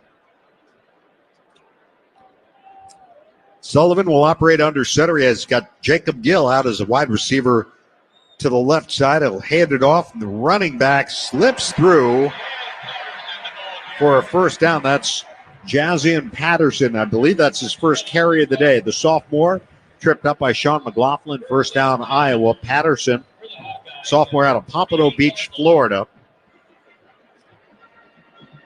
It's his second carry, I believe, and he gets a 1st down out to the Iowa 47. He's thrilled he can get a carry in a game with Johnson as the star running back. No kidding. He came sprinting off the field like it was quick. This time they will toss it to Johnson. Soares giving chase. Now Walters bumps him down right at midfield. Good play. The Cats had that sniffed out. Yep. He picks up 3 yards, but not easily. And the Hawkeyes will have 2nd down. Well, they'll mark the ball just across midfield at the 49-yard line, so gain of 4. All 3 defenders for the Cats that were really over there doing a great job of stretching out that quick pitch out to the right side of the formation. Excellent job of pursuing. 2nd down and 6 at the NU 49-yard line. Iowa up 26-7. 3rd quarter. The handoff, one-handed by Sullivan, who immediately gives it off to the running back Johnson, and immediately he's brought down by Aiden Hubbard, and it brings up another 3rd down for the Hawkeyes. Caleb Johnson today, 12 carries, 42 yards. He's averaging 3.5 yards a carry. Came in leading the Big Ten, 4th in the nation at 7.8 yards per rushing attempt. Cats have cut that in about half. Yeah. And that's including a 26-yard touchdown run. Yeah, just shy of 8 yards a carry. Yeah. He's been really tough. 3rd down and 5 here for Iowa. At the NU 48-yard line, Sullivan to throw. Sullivan winds up throwing to Jacob Gill, who's brought down immediately short of the first by Josh Fussell. Just beyond the numbers on the near side of the 44-yard line. I think Iowa's going to go for it. At least, no. Punting. Kirk Ferentz. He's not playing that game. Oh, no, he's leaving them on. He's leaving them on. 4th down and 1 Well, the Wildcats defensively on fourth down, second in the Big Ten, 13th in the nation. Opponents converting just 33% on fourth down. They've had a lot of 4th and 1s. And guess who's in there? Jasmine Patterson is in there, not Johnson. So 4th and 1 Hawkeyes at the NU 44. And now we get a timeout taken by the Hawkeyes. Iowa, they're first of the half. With 5:13 to go in the third quarter, and Iowa up 26-7. Let's get an injury update, a Wintrust sideline report from Lauren. Linebacker Maculin is over on the sidelines with a lower body injury. Right now, they've got him marked as questionable to return. But surely, with linebacker Xander Mueller out for today's game, that would be a big hit to that linebackers group. Boy, I guess. Yeah, the hits just keep on coming. Yeah, the injury bug is kind of hurting this defense a little bit. They lost 2 players from the defensive line at the first part of the season, and now they got some of those guys back, but now their linebackers are a little banged up. They had lost Devin Turner last week, actually during the Maryland game, and he missed all of last week. He's back today, but now they lose Uline, so Braden Bruss is in there. Here's Iowa on 4th and 1. Sullivan in the shotgun. Patterson to his right. Fakes the give. He'll take it himself. He's got the first, and he's covered up by several of his former teammates at the 41-yard line. He took a big hit there, too, man. He got drilled by Damon Walters, but a first down for the Hawkeyes down to the NU 41. So Iowa converts on 4th down. I think Brendan Sullivan's enjoying this a little bit. He is. I actually saw him after he had that touchdown run at the far end zone. You could see him kind of looking at the Northwestern bench a bit. On first down, I'll hand it off. Here's Caleb Johnson up the middle to the 30, breaks a tackle. Goodbye. Touchdown, Iowa. 41 yards. Second touchdown today for Johnson. And the Hawkeyes have broken this one open with 4:32 to go in the third. Yeah, you've got 2 starting, or I should say 3 starting linebackers out of the game, and you could see where the linebackers were out of position, totally out of position. He ran right over his left guard. No one touched him. No one, I don't even think, saw him as he rushed untouched. And this is what they talked about defensively. The coaches said, if he gets in the open field, you can't find him. Michigan State found that out last week, a 75-yard run. Here's Stevens on for the PAT. It's good. And it is 33-7 Iowa with 4:32 to go here in the third quarter of play. The Hawkeyes, 64 yards in 8 plays. And a 41-yard run for Johnson, his second touchdown today, his 15th rushing touchdown of the year. And Iowa in front, in command, 33-7. And keep in mind, they put up 3 touchdowns here in the third quarter. This is a team which averages 28 yards a game. They had the big win here over Washington. And they have hit the 30-point mark. Now, let's see, they had 40 against Illinois State, 38 against Troy, 31 against Minnesota. That's 3. Yeah, they had 40 against Washington, and that's now 4. 33 here. So, kind of a rough deal for the Wildcats, and we'll see if they can cobble something together here. Let's take 10 seconds for station identification. This is Northwestern Wildcat football. The Blackhawks, Wildcats, and the NFL play here on AM 720. On smart speakers, say play WGN Chicago. No one gets you closer to the game than SiriusXM Big Ten Radio. Tune in for news, talk, and analysis from the offseason through regular season and into the postseason. We've got your team covered anywhere you go. Get a free trial at SiriusXM.us/Big Ten Radio 2024. Let's get a Wintrust sideline report from Lauren. Iowa has been a total second-half team this season, and the numbers show it.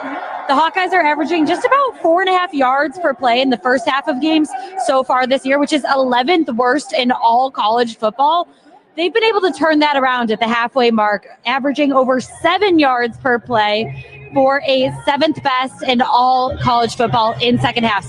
Wildcats knew that coming to this game. Coach Braun told the team, we have to play for 4 full quarters.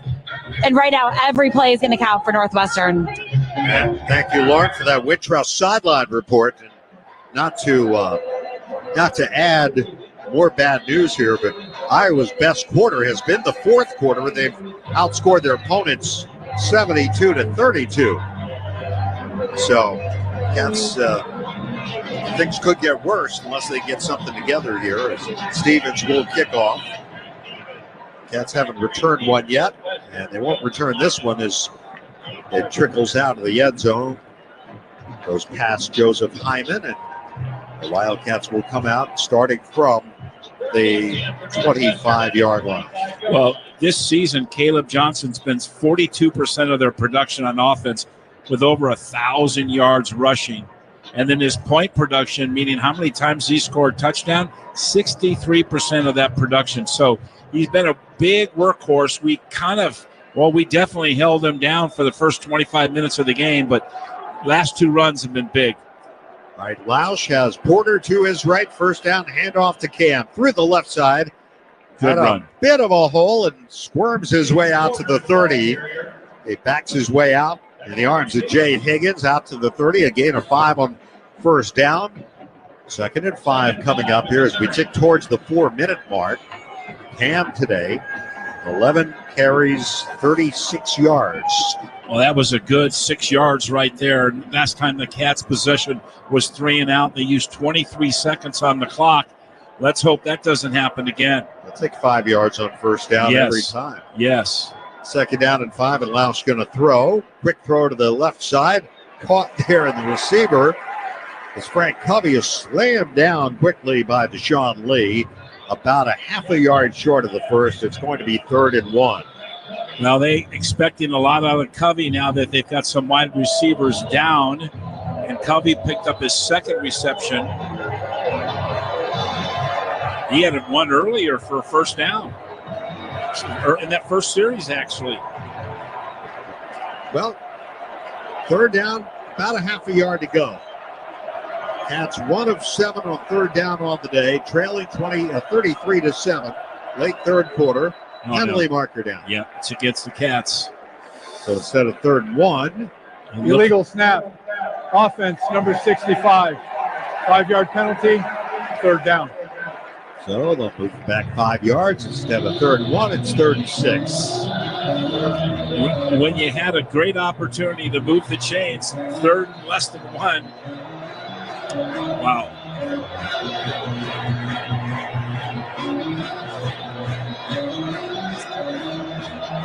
Well, we're looking at a great chance to convert a 3rd down for the 2nd time today.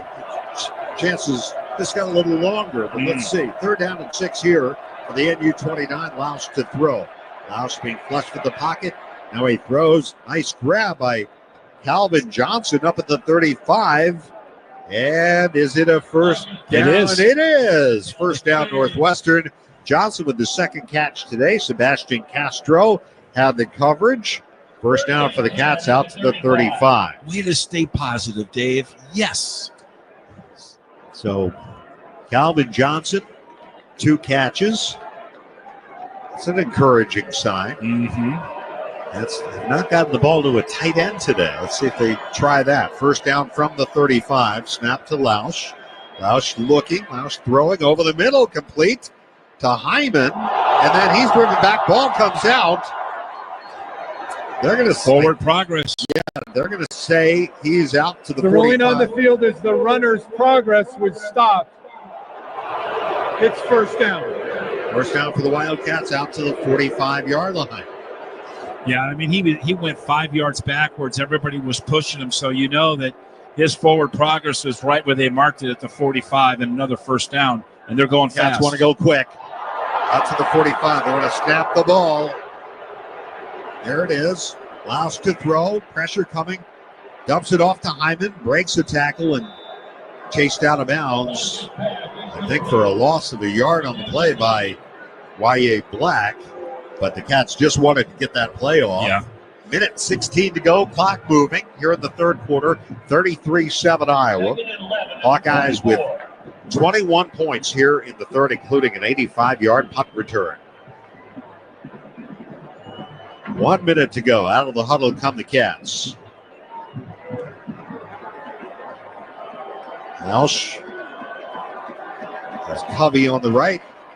Sends Hyman in motion to the left. Empty backfield. Here's the snap. Lausch to throw. Now steps up. Now he throws off balance off the hands of Marshall Lang, diving for it. Out of the Iowa 45-yard line, covered by Quinn Schulte, who had the interception earlier. And it brings up third down and 11 with 41 seconds to go in the third. Lausch that time was under a siege of bodies there. It started with the left tackle and the left guard. He just collapsed the pocket, and he tried to move up, and just as the arm went back, he took a shot or two.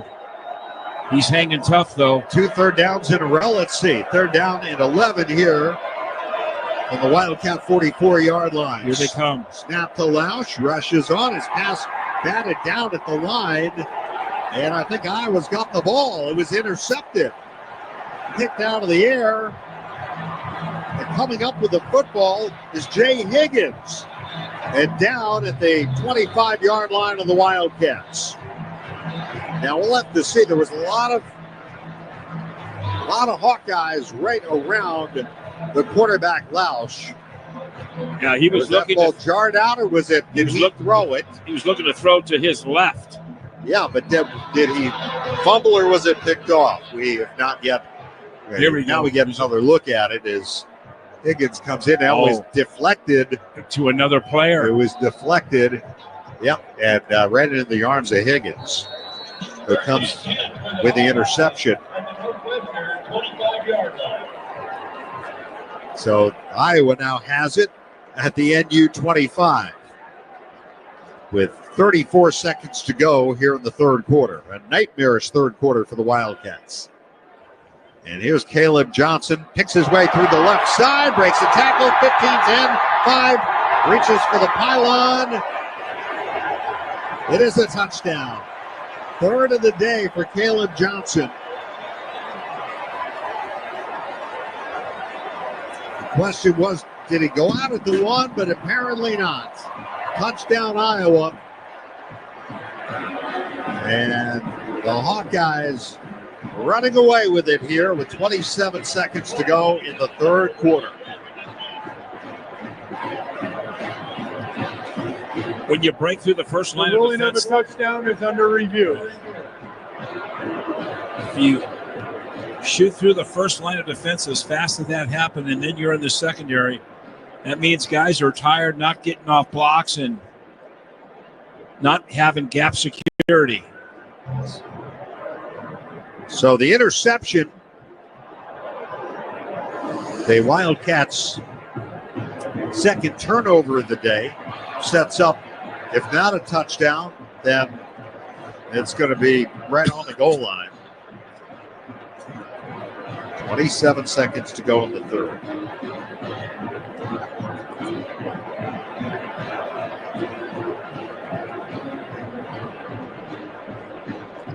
That was Grayson Metz who was trying to bring him down inside the 5.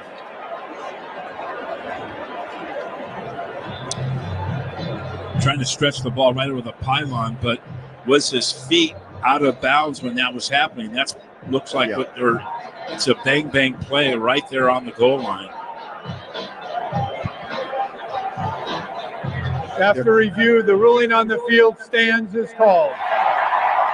25-yard touchdown run for Caleb Johnson.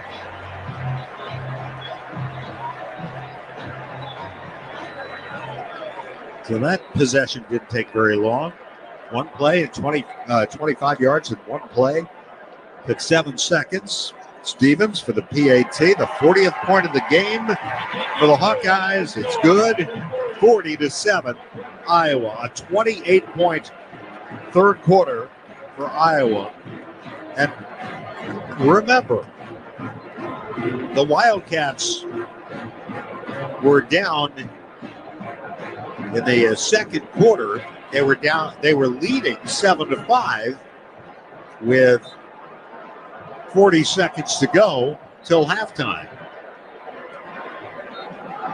And it's been all Iowa ever since. Actually, it's been pretty much all Iowa since the Theron Johnson pick six, because the Hawkeyes immediately got the safety, and then they have tacked it on big time, 40-7.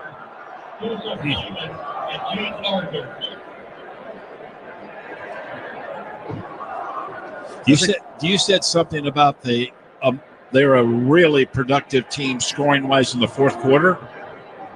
Yeah. Oh, boy. We haven't gotten there yet. No. Caleb Johnson, over 100 yards on that run. That is his 6th 100-yard rushing game of the season, 10th of his career. Here's Stevens' kickoff. Will sail over the head of Hyman. That's, once again, will come out and start at the 25-yard line. 27 seconds to go in the third.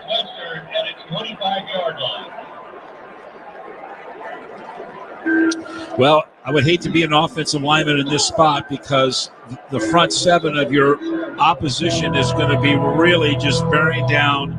They don't care about draws or screens or runs. They just want to get to the quarterback, because they know the majority of the time they're going to be throwing the ball.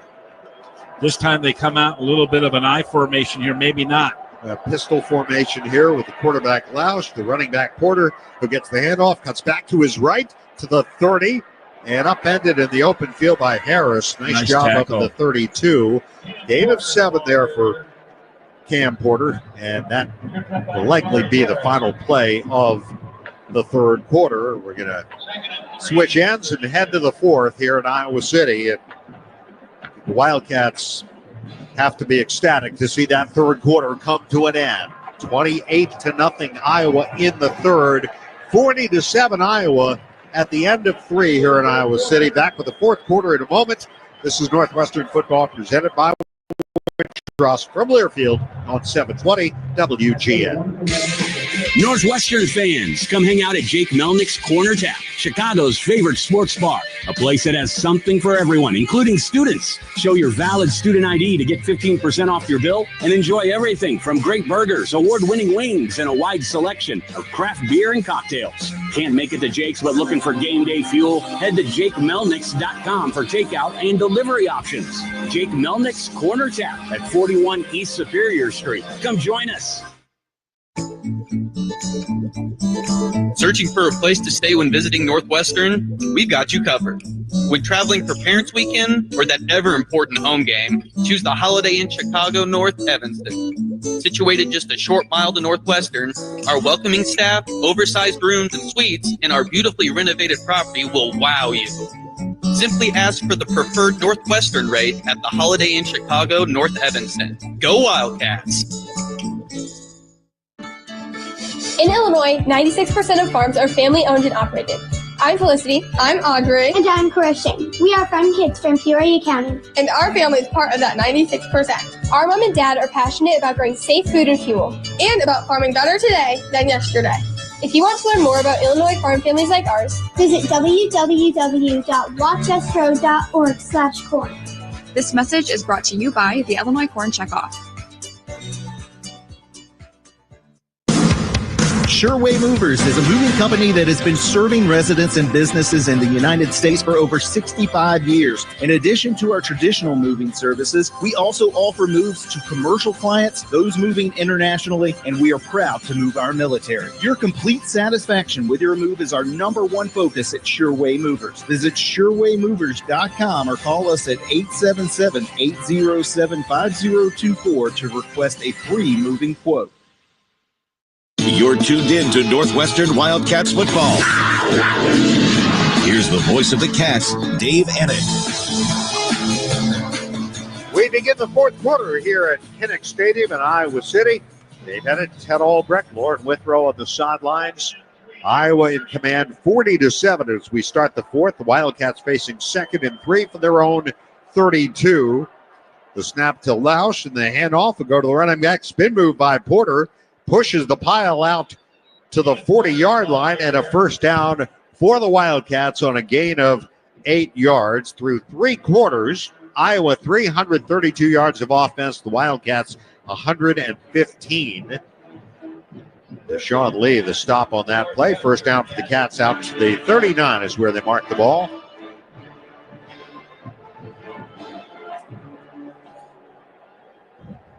Lausch will go with an empty backfield here. Empty set with Cam Porter in a slot left, trips to the right. On 1st and 10, Lausch to throw it, lets it go, tries to thread the needle to Porter up across the 40, and it's broken up, intended for Cam and broken up by Schulte. 2nd down and 10 upcoming. Yeah, both defenders just sat on that route of Cam Porter. They knew that he was just the shallow guy underneath. He runs a little hook, and both the outside linebacker and the safety are on top of him. So they know that 5 wide and no extra protection, that's what the Cats are going with. That's what they're showing here initially so far. Wildcats 2nd and 10 from their own 39. Here's the snap to Lausch on 2nd down. Drops back. Now he floats it down the left side. Overthrows Marshall Lang, who was engaged with Quinn Schulte down the left boundary around the 30-yard line of Iowa. Yeah, nothing that brings there. up 3rd down and 10, and we've only played 52 seconds here in the 3rd quarter. Yeah, that was really tight coverage, one-on-one coverage. The safety came over to help out at the very end, but that ball was not even had a chance to get completed. It was so tight, and he just kind of threw it up out of bounds almost. But they got their 4 rushmen in there. All right. Here's 3rd down, 3rd and long, 3rd and 10 from the 39-yard line in NU territory. Blitz coming. Here's Lausch dropping back. Lausch under pressure. Lausch is grabbed and sacked. It's your biggest fear right there. Yep, sacked at the 27-yard line. That will go as the 2nd official sack of the day. It was at 44, Merriweather, who had just checked in, a redshirt freshman. Hasn't played very much, but he came in there, got a sack, and it is 4th down and Akers to punt. Region, who had an 85-yard punt return for a touchdown in the 3rd quarter, awaits this one. Circles under it, signals fair catch, backpedaling, makes the catch inside the 25-yard line in Iowa territory. And that's where the Hawkeyes will go to offense, leading 40-7 over the Wildcats with 13:25 to go in the 4th quarter. This is Northwestern football presented by Wintrust from Learfield on 720 WGN. America has an undeniable, unstoppable energy. At Constellation, our energy matches yours. We're generating electricity 24/7 with hydro, wind, solar, and the nation's largest carbon-free nuclear fleet. Enough clean energy to power 15 million homes today, and a commitment to helping you build a brighter tomorrow. Power on, America. Learn more at constellationenergy.com/poweron. There's nothing like a great night's sleep.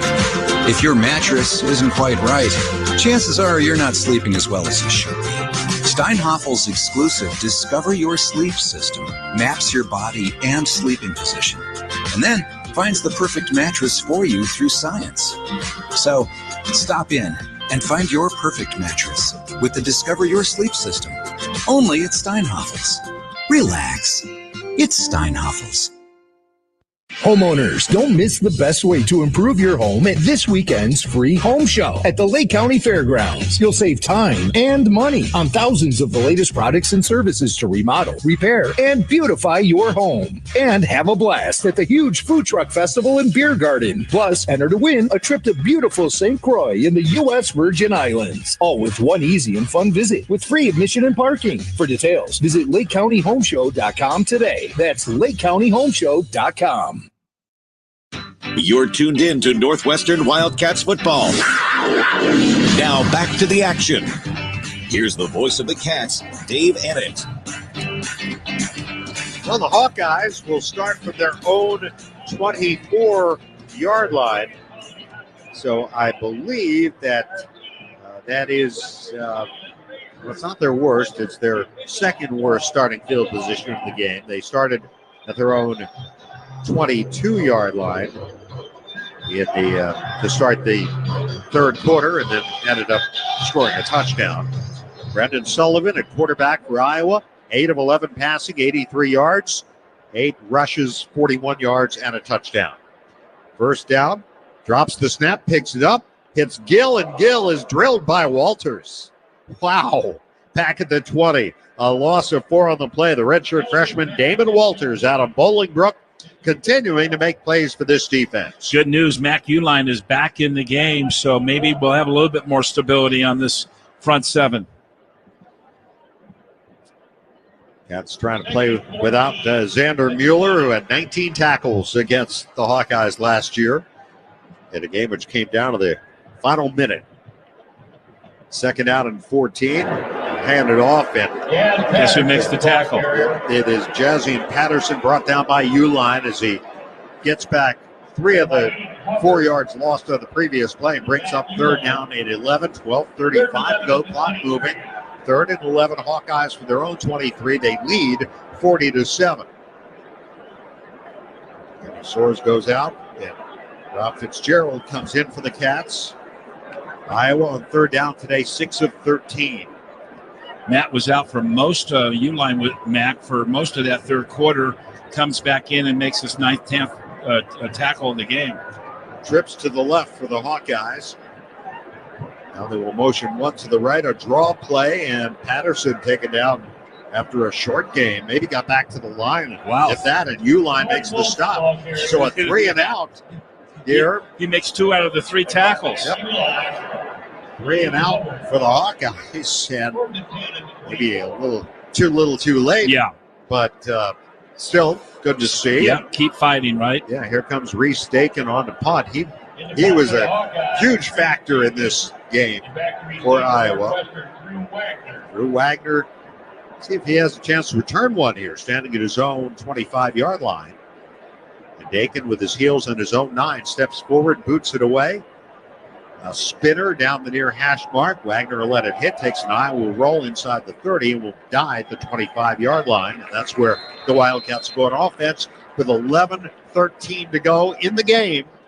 It's Iowa 40, Northwestern 7. This is Northwestern football presented by Wintrust from Learfield on 720 WGN. Experience Chicago from the water. Cruise the Chicago River and Lake Michigan on a Windella boat ride. Family owned and operated since 1935, Windella is Chicago's original architecture tour. Northwestern fans receive 20% off with promo code GOCATS. Again, that's promo code GOCATS.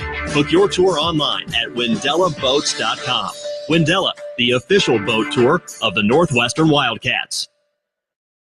The Glen Club in Glenview is the proud home to Wildcats golf. In addition to being named to Golf Weekly's top 100 courses you can play, the Glen Club's 48,000 square foot clubhouse has 3 private event spaces and a 21-room boutique hotel. Whether for 20 or 250 guests, corporate or social, the Glen Club is the perfect destination for your next special event. Stop in the Grill Restaurant and experience the picturesque terrace and fire pit lounge. Visit theglenclub.com for more information.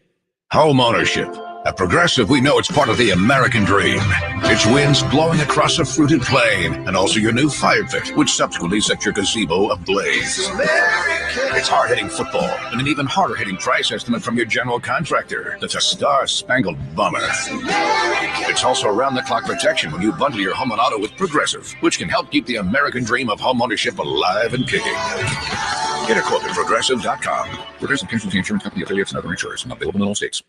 You're tuned into Northwestern Wildcats football. Let's get you back out to the game. Here's the voice of the Cats, Dave Ennett. Wildcats take over on their own 25 after the defense notches a 3 and out. Jack Laus remains the quarterback, 10 of 19 passing, 62 yards. And the sacks now got negative rushing yards. The Wildcats barely over 100 yards of offense here.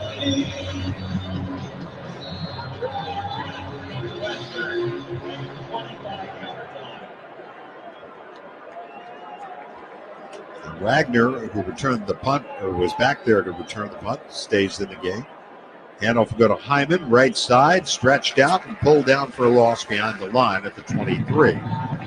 This time, Carson Shire, backup linebacker, junior, makes the stop. Yeah, Dave, he was playing that outside linebacker spot, and when you're running that outside stretch play, you got to keep your eyes on him because he came right underneath and made it for a TFL in the backfield. Second down and 12 for the Wildcats from their own 23. Snap back right. Helinski is the quarterback, throwing to the right side. Back shoulder throw is short, and penalty markers down. Hayden Elegon, the freshman, the intended receiver. So Ryan Helinski, senior out of Orange, California. Pass interference. Defense number 3. 15-yard penalty. Automatic first down. He replaces Lausch at quarterback here in the fourth quarter. Yeah, I talked to him today in the hotel lobby. We had a nice little chat about coming back here and just things in general. And he kind of said, I'm anxious to get back in there again. And, well, here he is. He's got a chance. I know he's probably been a little frustrated, been around here for a while, and now he's back in. So started for the Wildcats in that game in Dublin 2 years ago, the season opener against Nebraska. Yeah, what a game he guided had. them to a win. First down for the Cats out to the 38-yard line. And now timeout Northwestern with 10:36 timeout to go. Northwestern, their first of the half. The Wildcats are down 40-7 with 10:36 remaining in the game. Wildcats, barring a somewhat miraculous comeback at this point, would fall to 3-5. They would need to win out to record a winning record for the second year in a row. And given their schedule, that looks daunting at best. They play at Purdue next week. And then after that, a bye week before they host Ohio State at Wrigley Field. Though Nebraska had Ohio State on the ropes today in the fourth quarter, Buckeyes were able to survive there. And then at the Big House. They play at the Big House against Michigan and wrap things up against Illinois at Wrigley Field the Saturday after Thanksgiving. All right, the Cats ready to go on first down from their own 38 with Helinski at quarterback. Snap to Helinski, looking left, throwing left. Elegon, the first catch of his career up at the 45, and the freshman shoved out of bounds near midfield. Hayden Elegon the second, playing in his fifth game, his red shirt burned as of today. Out of Lakewood, California, big target, 6'4", 184. Pushed out by TJ Hall for the Hawkeyes. First down to midfield for the Wildcats. Yeah, that's what we need, that big, tall, lanky wide receiver. He looked like a big target out there, catching it right in front of us here, the Hawkeye bench. Helinski in the gun with Hyman to his left, and now penalty markers, and this will be False against start, the Wildcats. Offense, number 72, 5-yard penalty, first down. It's Drive two killers. steps forward and one step back. Drive killers. Iowa, meantime, looking to get to 5-3 here within one win of bowl eligibility. This team won the Big Ten the Big Ten West a year ago. Lost to Michigan in the Big Ten championship game, then lost to Tennessee in the Citrus Bowl. Got shut out in both those games. Here's the snap back to Helinski. Winds up throwing downfield. Caught first down inside the 35. First pass today to a tight end, Thomas Gordon, down to the 34-yard line. Well, Dave, you were talking it up. We got to get it to the tight end sooner or later. There you go. Cohen Intriger, the defender on the play. First down for the Cats at the Iowa 34. Helinski ready to throw again. Looking to the right side. Caught there. Donnie Gray with a reception. What as a he nice reached up catch. and snatched that ball down. Turned the corner inside the 20 to the 18-yard line where Jalen Watson takes him down. For Gray, that's his first catch of the season. That wasn't an easy two. He had to come back to get it. Cats are in the red zone, and now Helinski dropped the ball. No. It's loose, and Iowa's got it. No. Bubble on the play. And Iowa's got it at the 22 as Will Hubert recovers the fumble. There was just a bobble, and You know, Dave, when you're not steady, Eddie, you're not in there all the time, and sometimes your fundamentals can gotta go a little haywire. He didn't look that ball all the way in. As it was coming to him just before it hit his hands, he kind of looked up to see the defense and where they were, and that's when it happens. Yeah, that's exactly what happened. Yeah, He tried to catch it, then it bounced around, and then Hubert pounced on it. Timeout, 8:50 to go. 40-7, Iowa Hawkeyes take over. This is Northwestern football presented by Wintrust from Learfield on 720 WGN. Are aches, pains, or injuries keeping you on the sidelines? At Athletico, our movement experts are here to help you turn your setbacks into comebacks and create a personalized game plan for your recovery. With no prescription or referral needed, Athletico Physical Therapy is where your comeback story begins. Get started today by scheduling a free assessment at athletico.com. Physical therapy partner of Northwestern Athletics. Are you ready for the ultimate transportation experience? Look no further than Windy City Limousine and Bus Worldwide, an official transportation partner of the Northwestern Wildcats. Our top-of-the-line fleet will cater to your every need. Sit back, relax, and leave the driving to our professional chauffeurs. Whether you're heading to campus, exploring the Windy City, or attending special events, Windy City Limousine has got you covered. Visit WindyCityLimos.com or call us at 866-94-WINDY to book your ride today. Stay windy and go Cats. Check out Comida Cantina on Central Street at ComidaEvanston.com, the hotspot for authentic Mexican and South American food and fun. Homemade enchiladas, empanadas, giant burritos, and the best street tacos. Our wood-fired grill adds that signature charm to delicious fish, steak, pork, chicken, and veggie entrees. With handcrafted cocktails, regional beers, tequila, and mezcal, it's perfect for family and friends. With outdoor street and rooftop seating, Comida at ComidaEvanston.com is open for dinner Tuesday through Sunday. That's ComidaEvanston.com. Back to Dave and Ted with Northwestern Wildcat football, Chicago's Big Ten team. Today's official sponsor is United Airlines, proud to fly the Northwestern Wildcats. 40-7, Hawkeyes take over thanks to the third turnover of the game for the Wildcats, which this is not a turnover-prone team. Came in with only 7, and on first down, Hawkeyes will run the ball from their own 22-yard line, and Jalen Payton makes the stop on a running back. That was, I believe, Eli Miller ran the ball that time, the fullback. But, gain of only a yard, second down and 9 here from the 23-yard line for the Hawkeyes. And Sullivan remains the quarterback. Send a man in motion. Hands it off and twisted down up at the 24-yard line was Terrell Washington Jr., backup running back. Sean McLaughlin takes him down, the senior from Lincoln Way East, the graduate, I should say, and it's going to bring up third down and 8. 7:50 to go into the game, 40-7 Iowa. Hawkeyes on third down today, 6 of 14. Sullivan looks it over. Sullivan will toss this time. And the running back stood up as he crosses the 25 to the 27. Looks like a rugby scrum as he's finally brought down. Again, Washington brought down by Jalen Pate. Well, you mentioned Sean McLaughlin. He's going to go out fighting. He had 3 tackles last week against Wisconsin, got a couple tackles today. He's been around for a long time. He's had some injuries, but, he's a proud soldier. He's going to fight to the end. Well, here is Dakin to punt. He's averaged 43.6, landed 4 inside the Wildcat 20. And he kicks this one high end over head down the middle of the field.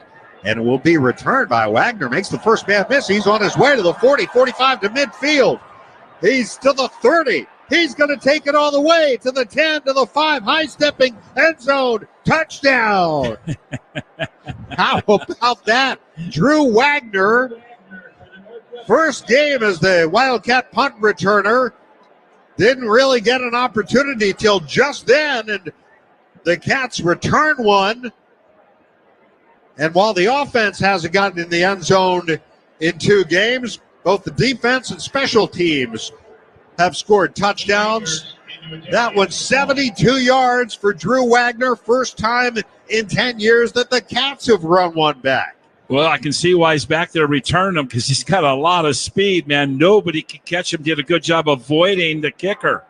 Akers on for the PAT. It's good with 6:39 to go. And how about that? Drew Wagner, freshman from Delafield, Wisconsin, put back there as the punt return man with Bryce Kurtz injured and A.J. Henning still recovering from an injury but playing on offense. And he runs it back 72 yards for a score. Timeout, 6:39 to go. Iowa 40, Northwestern 14. The score now. There's a new blood donation competition happening among Big Ten schools, and a $1 million prize is on the line. If you bleed Northwestern purple, donate blood, submit for Northwestern at big10.org/interest. Sideline report. Tony Jones, last Wildcat to return a punt for a touchdown, a 64-yarder. He did that at Purdue in 2014, exactly 3 weeks to the day after Ben Neiman returned one for Iowa against the Wildcats. The last time that had happened till today. This is getting really good, Dave. It's getting very soupy here. A lot of hard facts coming up. Way to dig, Dave. 40-14. Got to dig, baby. First down, Sullivan. Hands it off. This time it is Moulton on the carry. Brought down by Kilbane after a 1-yard gain. Moulton out of Fort Lauderdale. 27 carries a year ago. Here's their second leading rusher, but neither he nor Patterson get a whole lot of chances to carry the ball with Caleb Johnson in front of them. I think both teams are now got their seconds out there, particularly the offensive line for Iowa. They've got their second team in there now playing up front. Jake Cameron in there at the left end spot defensively for the Wildcats, who don't have a sack today. On second down and 9, Sullivan fakes the give, dumps it off right flat, dropped by the fullback Rusty Van Wetzinga, the redshirt freshman, and a flag down on the play as well. Ineligible receiver downfield, offense number 64. 5-yard penalty. Decline that. Northwestern has elected to decline the penalty. So the Cats declined it. It's going to be third down and 9 here. Remember, they declined a holding penalty way back in the first quarter. And Cade McNamara hit Seth Anderson for 42 yards on third down, and that set them up for their first points of the game, a field goal. It's 40-14 Iowa, 5:50 to go, fourth quarter. Third down and 9. Hawkeyes from their own 26. Sullivan in the gun, back to throw. Sullivan winds up throwing. Oh, tough catch with the defender. Oh, it's intercepted. Let's see who's got it. Devin Turner came down with the ball at the 35, but I think they're going to rule it a catch for Iowa. Tie goes to the runner, right? Well, essentially, and that's exactly what happened. First down out to the 35-yard line. I don't think Turner could have had it covered much better. No. But it was Ortworth came get down with it. I think they're going to take a look.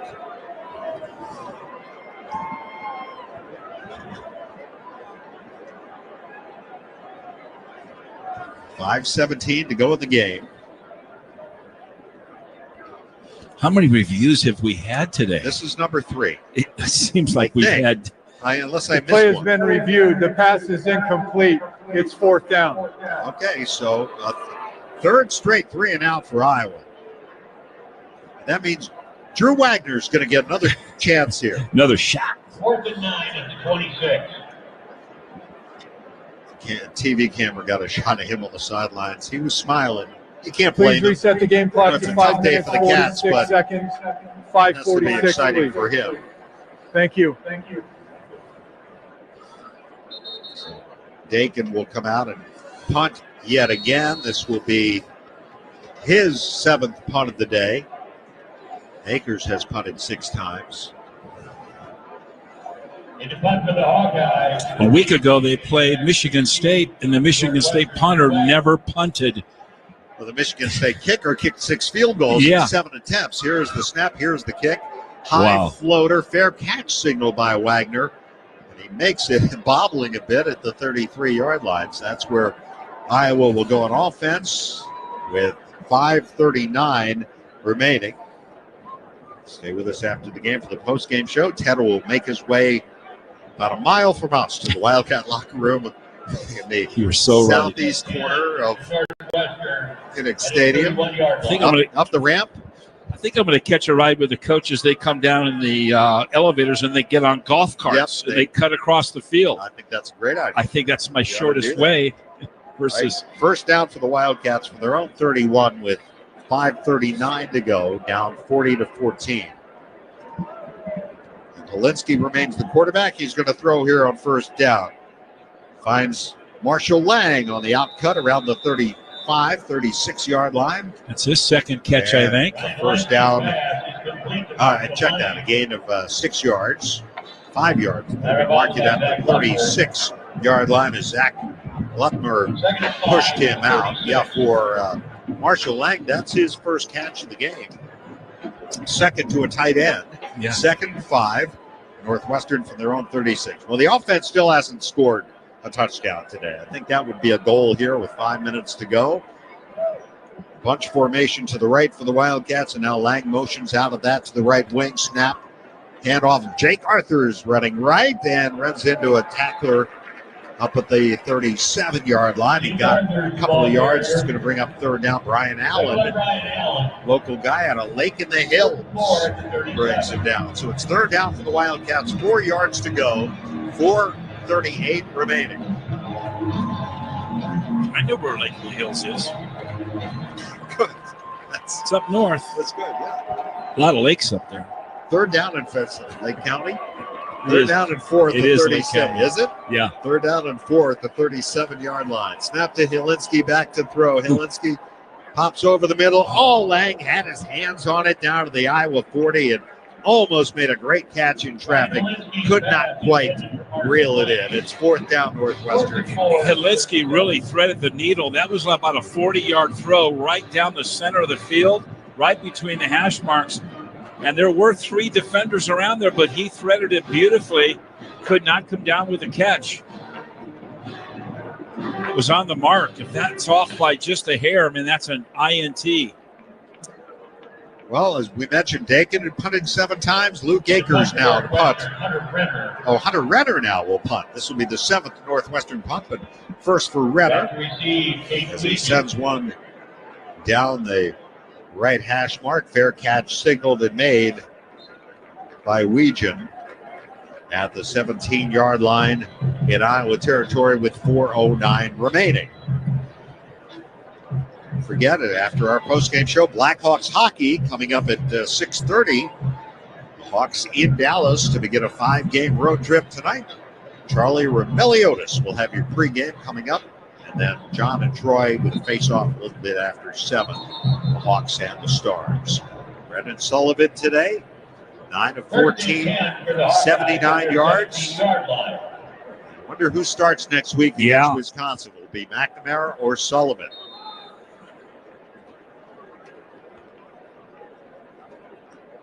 They will send the running back in motion to the right.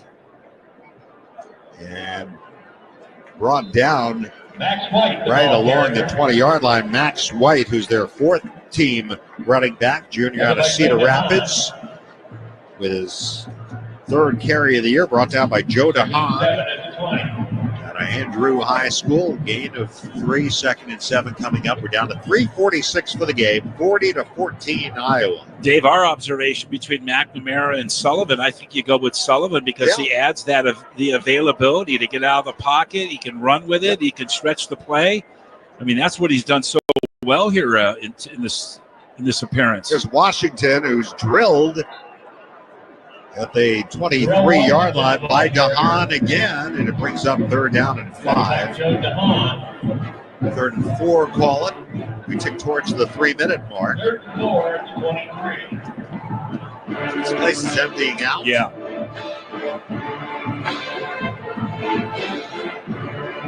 Temperatures dropped a little bit too. Dust beginning to fall here in Iowa City. Can't ask for a better day in late October in the Midwest. Well, weather-wise, anyway. Yeah. Thanks for clarifying, Dave. They're down That's why you're a 4. professional. White the lone back. And he'll get the hand off, and White slips through, fighting for the first down, but came up a yard short. Runs into Rob Fitzgerald. Well, the Wildcat defense has recorded 3 straight 3-and-outs. Is Iowa going to keep their offense on the field here on 4th and 1 with 2.5 minutes left? I think they're going to let the time run down here to the 2-minute timeout. With a 40-14 lead, they're feeling pretty comfy. So they will head to the sideline, and we will indeed have our 2-minute timeout here in a matter of seconds. With the Hawkeyes facing 4th down and 1 from their own 26. This is a 2-minute timeout. So the Hawkeyes have 347 yards of offense. Opponents were averaging 350 yards a game against the Wildcats coming in. And it's fair to point out that the Hawkeyes have been much more conservative here in the 4th quarter with the lead, the big lead, the game well in hand. Well, a reminder that for every sack the Wildcats get, and they have not gotten one today, Illinois pork producers donate 25 pounds of ground pork to help sack hunger with Pork Power. To learn more and see how you can donate, visit nusports.com/sackhunger.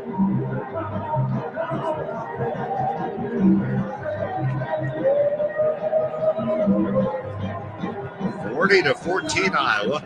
4th and 1 Hawkeyes after the 2-minute timeout. All right, let's bring in Lauren again with the Wintrust sideline report. Lauren? The Cats sideline right now just completely defeated throughout the entire, I would say, the last quarter and a half.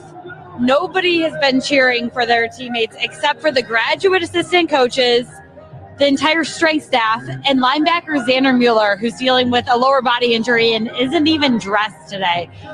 So if I had to give my best guess, some of that sideline footage is something that Coach Braun is going to point out to the team. He's been reiterating it all season long. He expects the sideline to celebrate big plays like Drew Wagner's touchdown, despite the score of the game at this point.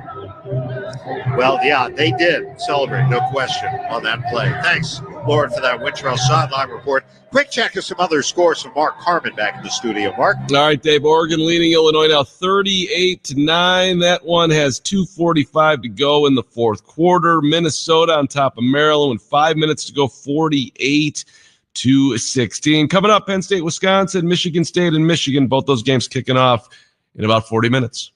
All right, thank you, Mark. And again, we've got our post-game show coming up, and then Blackhawks hockey. Here's Dakin to punt again, his 8th on 4th and 1. So another 3 and out.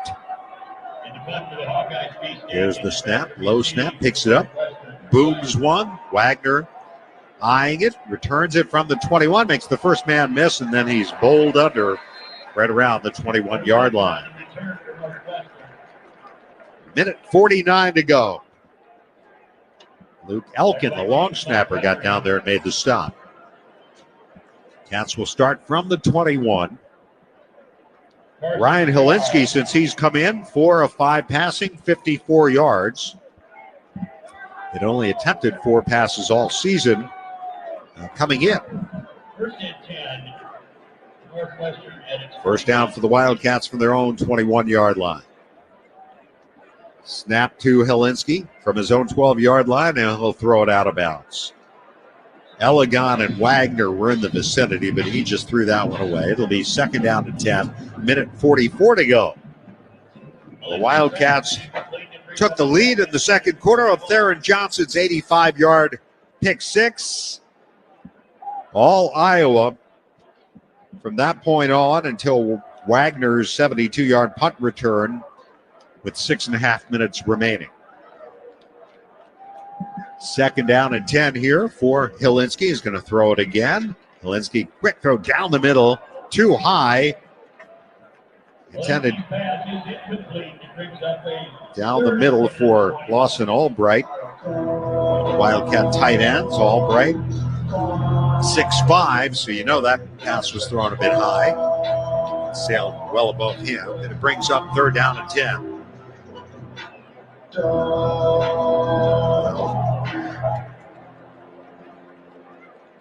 Wildcats on 3rd down today, 2 of 11. 3rd and 10 for their own 21. Hilinski ready, gets the snap, looking, fires to Jake Arthurs, makes the catch on the check down up across the 25 to the 26-yard line. That's going to be about it. It's 4th down. Clock moving, 1:25 to go.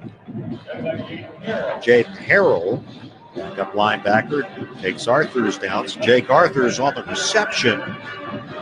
And that is his first catch. And Hunter Renner again on the punt. Weejan, the deep man. Here's the snap. Here is the kick.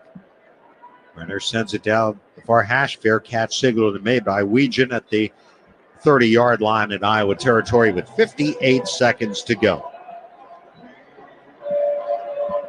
Well, say one thing here in the 4th quarter, a little different story. The Hawkeyes do not have a first down. The Wildcats have the only points. Of course, the game was already well in hand for Iowa at that point.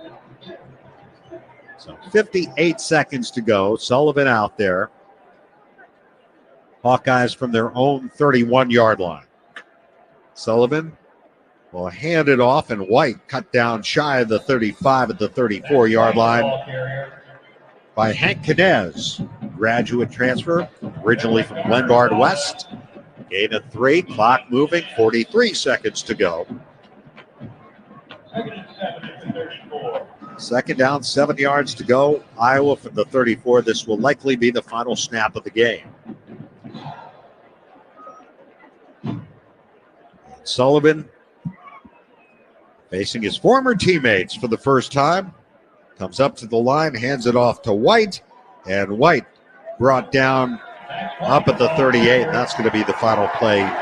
Jason Reynolds, the second. Backup linebacker for the Cats makes the stop. David Braun and Kirk Ferentz. Quick handshake at the center of the field as the final seconds wind down. But this ball game is over. And the Wildcats suffer their 2nd consecutive loss and are held without an offensive touchdown for the 2nd consecutive week. 40-14, the final score as the fireworks go off here at Kinnick Stadium to end this homecoming game. Two teams exchange handshakes, and somewhere down there, Brendan Sullivan exchanging greetings with a number of coaches, players. There are a number of his teammates lining up to congratulate him. So Josh Fussell a moment ago. Some of the other guys, there's all coming over to give him their best. And it's got to be a very happy moment for Sullivan as the Hawkeyes win it 40-14. The final score here in Iowa City today. Barbasol, America's #1 shaving cream. Close Shave America, Close Shave Barbasol. Final score, Iowa 40, Northwestern 14. Back with a recap in a moment. This is Northwestern football presented by Wintrust from Learfield on 720 WGN. Through snow, ice, rain, and wind. Through extreme heat and extreme cold. When Elmer Matthews started his company, his dream was to provide for his family and be the best at his craft. As we celebrate our 90th anniversary, the fourth generation of Matthews family still shares Elmer's mission. Let's raise the roof, Cat fans, and be a part of Chicago history. Call Matthews Roofing at 773-276-4100 or visit them online at matthewsroofing.com. Hey, Northwestern fans, enjoy a meal at Wildfire, a 1940-style supper club featuring steaks, chops, and seafood. Try one of Wildfire's signature dishes from our all-American menu: horseradish-crusted filet, Wildfire chopped salad, roasted prime rib, and cedar plank salmon. Dine in and take in the smells from the wood-burning oven, or watch our chefs in action at our open kitchen. Lunch, dinner, carry-out, and private parties. Stop by any one of our 5 Chicago-area Wildfire locations. For reservations, visit wildfirerestaurant.com. Back to Chicago's Big Ten team, the Wildcats. Here's Dave Ennett with more Wildcat football. Keep up to date on the Wildcats by downloading the Northwestern app. Receive game day updates, news for all your favorite Northwestern teams, and access your mobile ticketing account. Search for the Northwestern Wildcats on the App Store and Google Play Store today. Dave Ennett back at Kinnick Stadium, Iowa City, Iowa. The Iowa Hawkeyes beat the Wildcats on homecoming 40-14. With the victory, Iowa improves to 5-3, bouncing back from last week's loss at Michigan State. The Hawkeyes improved to 3-2 in the Big Ten, 4-1 here at Kinnick Stadium. Kirk Ferentz picks up his 201st win as the coach of the Hawkeyes. He improves to 13-11 in his career against the Wildcats. The Cats lose for the 4th time in their last 5 games. They fall to 3-5, 1-4 in the Big Ten, and 1-2 on the road.